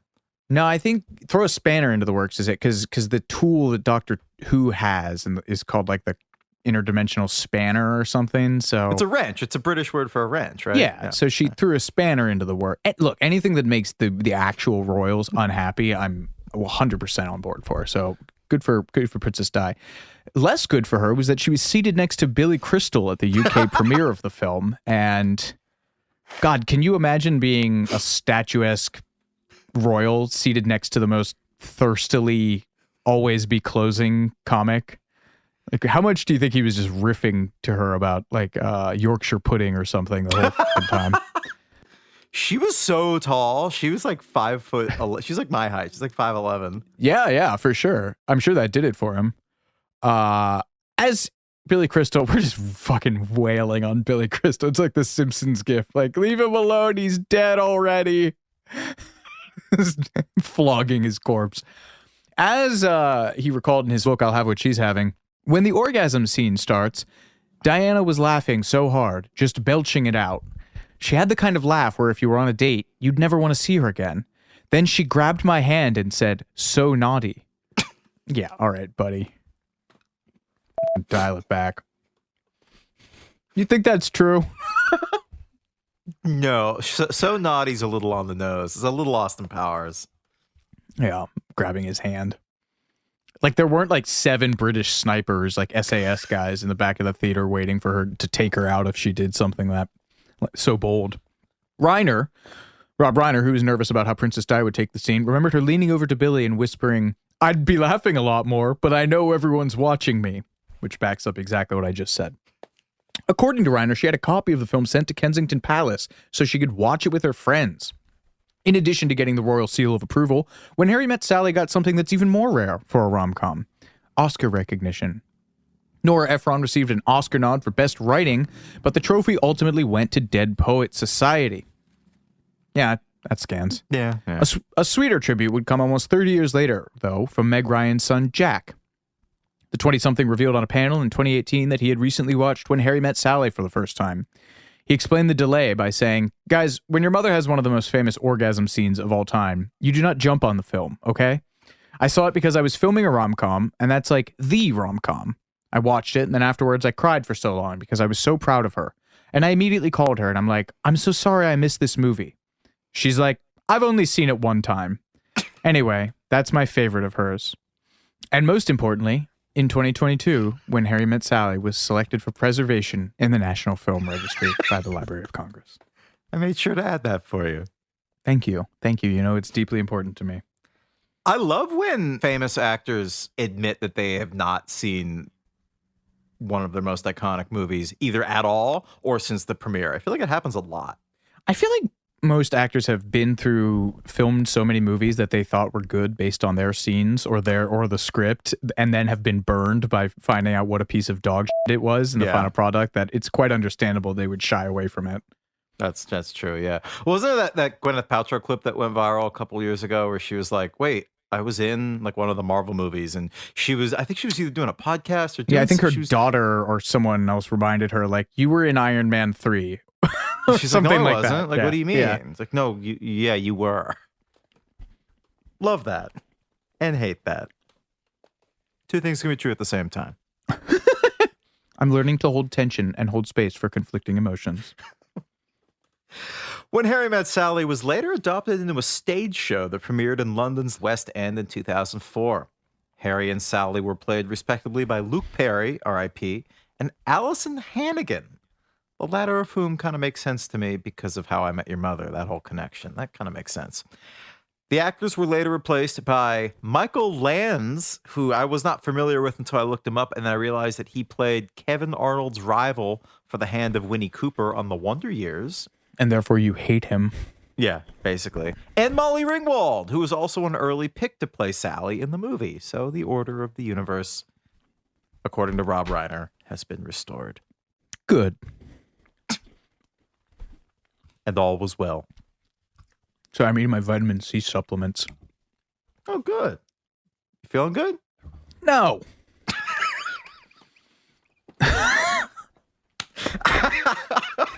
When Harry Met Sally was a launching pad for Meg Ryan as a rom-com queen. She would go on to star in 3 more projects penned by Nora Ephron, 1993's Sleepless in Seattle, 1998's You've Got Mail, and a third film that doesn't exist, 2000's Hanging Up. 2 out of 3 ain't bad. Meg, Nora?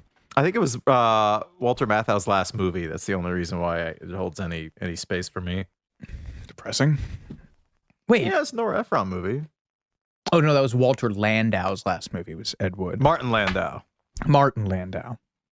But I get it. Kind of tall, lanky, weird face guys. Yeah. Totally. We regret the right error, there. But I understand. Too much information regrets the error. Fittingly, it was the scene shot when Harry and Sally run into each other in the Shakespeare & Co. bookstore that actually inspired Nora Ephron to write You've Got Mail. Inspiration struck her when the location of that bookstore chain, is it a chain or just the location? Local chain. Okay. There's like a couple of them. I think it's one in France too, actually. That's you didn't need to know that. Sorry. Nope. Inspiration struck Nora when the Shakespeare & Co. location from the film closed down shortly after Barnes & Noble opened up nearby, which became the subplot of the movie. When Harry Met Sally also teased a future Rob Reiner project. Harry can be seen reading Stephen King's Misery, which Reiner would make the following year, starring James Caan and Kathy Bates. As I said earlier, a very different kind of rom-com. I can't tell if it was just a visual joke because Harry's reading it alone. The paperwork must have been in place for that. Maybe. Like, come on, it's Stephen King. But it's a good bit because he's alone in his apartment and he's newly divorced and he's just reading a giant book that says Misery on it. It's pretty good. 2 things can be true at the same time. Too much information. 2 things can be true at the same time. Reiner also included a conspicuously placed VHS copy of When Harry Met Sally during a scene in Misery set in a video rental store, which is very funny. Well, mercifully, Rob Reiner never wanted to revisit When Harry Met Sally, and nor did Nora Ephron, or Billy Crystal, or Meg Ryan. Billy Crystal later told Variety, "As we get older, what would the movie be about? When Harry left Sally? when Sally got sick. Just let, yeah, I know. Just let them be happy and where everybody wants them to be. For all of us who believe in happily ever after, that's where they are. They're in hell.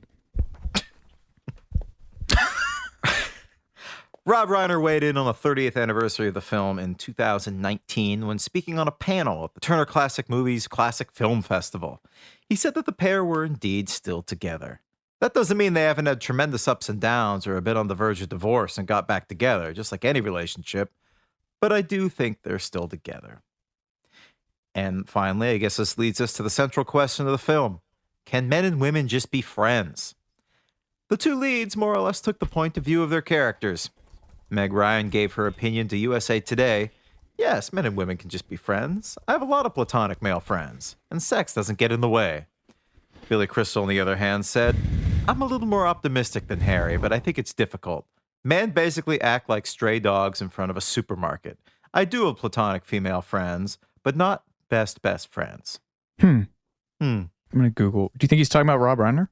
Oh, yeah. Oh, I think they're still tight. Billy Crystal friends. You're going to get a guest appearance on Friends.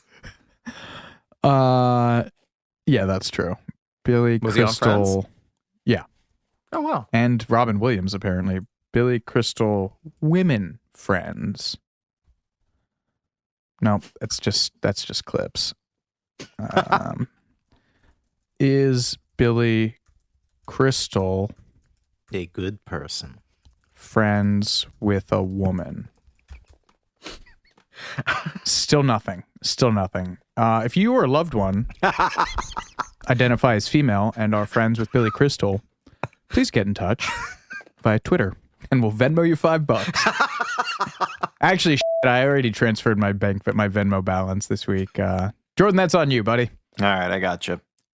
Well, before we wrap it up today, we got to give the final word to our guests and hear their thoughts on a When Harry Met Sally sequel. Okay, picture me as a sleazy executive. Okay. You guys are pitching Easy, When Harry done. Met Sally 2. Meet harder. Uh-huh. What do you got? Like Hoot to play? Is it MEAT or MEEET? I don't know. It's up to you. You're the creatives. I'm just the money man. Okay. What do you want from us to tell you what it's going to be about? An outline, a pitch. Pitch me. Wow me. Right? That's what they Dazzle say. me. Dazzle me. Well, I Dazzle mean, no me. one had to do that for the first film, so why do we have to do that for the second? The patriarchy? I don't know. They got to make it themselves. I don't know. They're broken up. They're both separated. Well, wasn't They've been that separated an alternate for like 10 years. ending or something? Was it? Or wasn't there? What you said something about an alternate ending? What was that? Wasn't it like something where they like? The original ending was going to be that they break up and then Okay. they meet on the street and then they literally go in opposite Like directions. the breakup. That's literally the end of the It is. breakup. Oh, I thought you were talking Oh about my the God, scene Jennifer in... Aniston and Vince Vaughn, in which was yeah. an alternate ending from the original one that they had. Oh. Oh, they were going to get together in the No, original the version original of the one was breakup? the original one was they were both like with other people, and I think in the Oh. actual ending, only one of them was, or neither just of them passed was, and each they other just on like the run into street. each other on the street. Yeah. Yeah. So in the original one, they were both with people, and apparently focus groups were like never, but they tolerated them just running into each other on the street. They should have done the ending from Meet Joe Black where they look at each other a couple times and they miss each other. And then he walks out in the street and Yes. gets bounced around by a taxi cab. That's truly That so was- unhinged. Yeah. Was that the ending? You had, buddy, come on. You're Oh, on I know Twitter. that You had to have occurred. seen that. Yeah. I've seen it. I didn't know that was the ending. Yeah. Well, For him, yeah. just kidding. Almost. Wasn't there just like a little bit after? Because it was like, now he's dead. That was a lot. You know to what? see. The only reason that's on my mind is because I saw the part of him doing the Jamaican accent from that movie. Oh no. Where he talks to the old Which again, Jamaican can you talk a woman. little bit about for good accents? reason. Just kidding. Yeah, Jordan. Okay. Okay, so Yeah. exact. We have 30 seconds in this elevator. Here's what it's gonna be. You gotta green light it. They broke up. It's been 10 years. Okay. And they both have lived their lives and they run into each other in New York City, of course. course. And Brooke will take it Oh, from okay. They both have kids from Ugh, donors. They don't have canceled. partners. Oh. And their kids are dating. This is horrible. Or they How old become are their friends. Maybe they're kids? friends. I don't know. Okay, I wasn't prepared. I mean, their kids are like 30 now. There you go. They met in a support So group. it's when Harry's kids meet Sally's kids. Yeah. That's the title. Mm-hmm. Yeah. Really rolls off the tongue. Cheaper by the Sally. Nope. Okay. Offspring okay. romance. Harry and Sally's kids are all right. Sallyless in Seattle. Yes, there you go. I think I'd like to petition. Oh, Seattle. one of them dies. Who? Oh. One of the kids? Turns out they had a twin. Yeah, wait, the no, kids? one of Sally or Harry dies. Oh. One of them, they had a twin they didn't know about. Mhm. Probably Harry, like Thinks they see statistically, 'em. because he's the man, right? Mm. Is that how it works? Yeah, statistically. I Yeah. Oh, don't men die way earlier. Oh, I thought you meant men are more likely to have a twin. Oh, no, I was like, I oh, can't wow, back is that that up. true? I can't back that up. That would be insane. Is it if like that a was Weekend at fact. Bernie's situation where they have to like pretend that they're together to get like the inheritance or something? Is there like a kind of comedy angle here, or it's just that she then falls in love with the twin? Or does I she don't fall in hate love with any his of the things corpse you and his said. friends are holding him up, pretending like he's real? Just like Weekend at Harry's. New Year's Weekend at Eve. Aries. Yeah. Actually, okay. Uh-oh. Erase everything I've just said. Okay. Done. It's been 10 years, 15 years, whatever. They have no children. They've broken up, and they happen to see each other at a New Year's Eve party. Oh, another. And New they're Year's like- party. Okay. Yeah, because you've got to tie it somehow to the first one. Uh-huh. Yeah. And then it's just kind of like, okay, we've like kind of lived our lives. We're in like the later stages. It's like that, what's that stupid f***ing movie that I hate? Cheaper by the dozen. I had to turn too. it off. It was so bad. No, I loved that movie. It's got Tom Welling in it. It does. Smallville, Superman. Who has real superpowers? I can't remember, but it's Jack Nicholson's in it. The Oh, sweetest, Something's Gotta Give? the sweetest thing. Something's Something's gotta give. Something's gotta give. Yeah, when- Either that or As Good as It Gets, where it's like, is that the one with Diane Keaton? I think they. Something's gotta give is with Diane Keaton. As good as it gets is when he has OCD. Oops, sorry, we've and with reached my Helen Hunt. floor. So I don't have time to hear this anymore.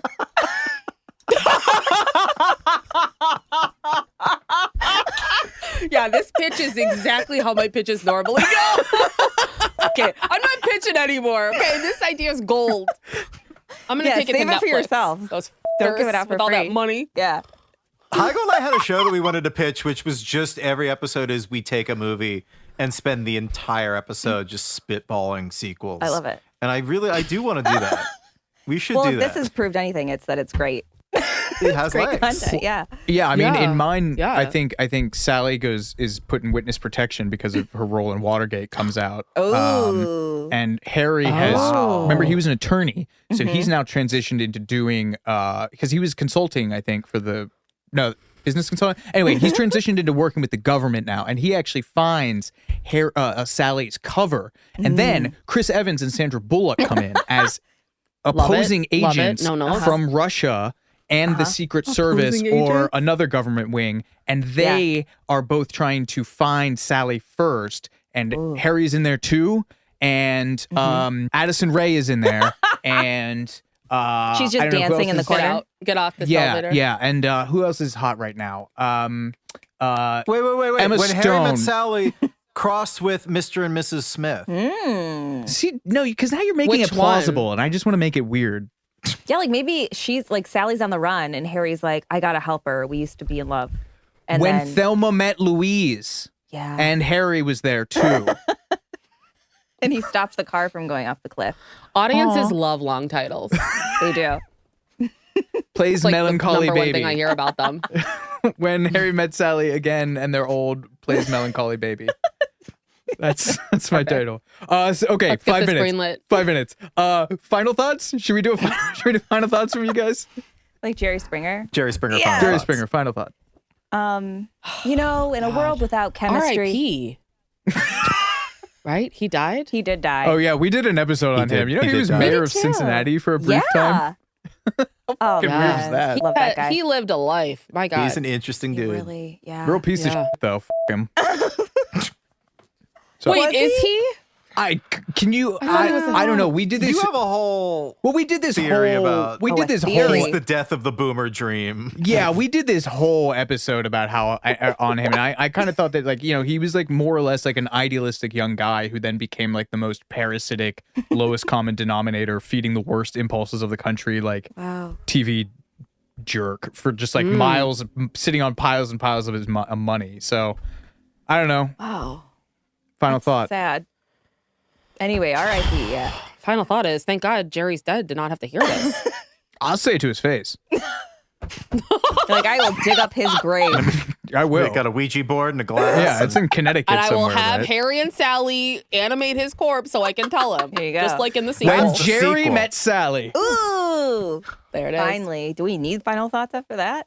Oh, well, that's our pitch. This is all verbal. Final thoughts. Okay. Yeah. Oh, I do have a legitimate final thought. okay. As much as I was not into the lack of chemistry, Mm-hmm. I will say this movie gives you like some of the classic rom-com tropes that we like crave. Like the scene, which I think was on the cover, if I remember seeing the DVD in Blockbuster, with like the Foliage. leaves, the Yeah, beautiful yeah. fall leaves. And like New York City, I'm sorry, New York City is a character in rom-coms. It is the main character. Like it's one of the fucking lead characters. It's a necessity. It should be credited. Yes. It should be starring New York City. Yes. There's my If I final don't thought. see New York City and hear a little And the bit of music. jazz, I'm not in. Okay? Nope, I'm out. Get it out of here. It's not a rom-com. Exactly. Yeah. Well, you guys are both writers. Like, do you actually like the repartee in this movie? Do you think it qualifies as like a classic of the genre? Yeah. I think so. Said tentatively. I know, I had to think, I know, I had to like, think trying to back to think. it. Yeah. I will say, like, I think one of the things that kind of holds me back from loving this movie is that they spend so little time being attracted to each other. Like, Yeah. so much of it is just them being friends, which I understand is like the premise, but like usually Oh, with yeah. rom-coms, it's like guy meets girl. The whole movie is like them like trying to figure out how to be in a relationship or whatever.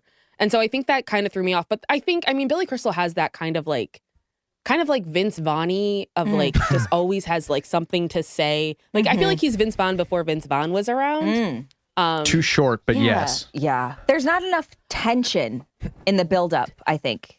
Yeah, me. yeah, I would actually agree with that. There's Tension there's is just no key. heat in there. You don't see them like Right. making eyes at each other or kind of like elevatorizing Not each other until at like any game point. night. Yeah. The game night scene. There's like a little bit of that. Like they're like, Game okay. night always brings it out.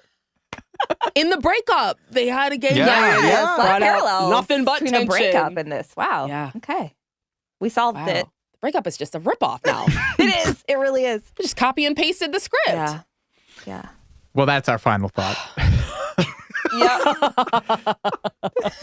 Perfect. You guys, segue. I'm so sorry Thank you guys both. This has been so that much you had us on fun. the show. This has been a blast. Thanks Thank for you so having much us. for coming today. Well, folks, thank you for listening to Too Much Information, special guest edition with Brooke Sifrin and Arisha Skidmore Williams of the podcast Even the Rich. Be sure to check it out. And plays Melancholy for Baby.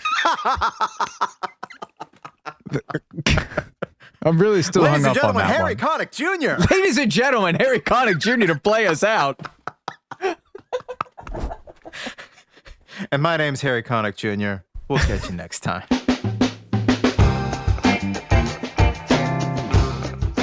Too Much Information was a production of iHeartRadio. The show's executive producers are Noel Brown and Jordan Runtagh. The show's supervising producer is Michael Alder June, The show was researched, written, and hosted by Jordan Runtagh and Alex Heigl. with original music by Seth Applebaum and the Ghost Funk Orchestra.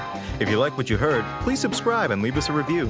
For more podcasts on iHeartRadio, visit the iHeartRadio app, Apple Podcasts, or wherever you listen to your favorite shows.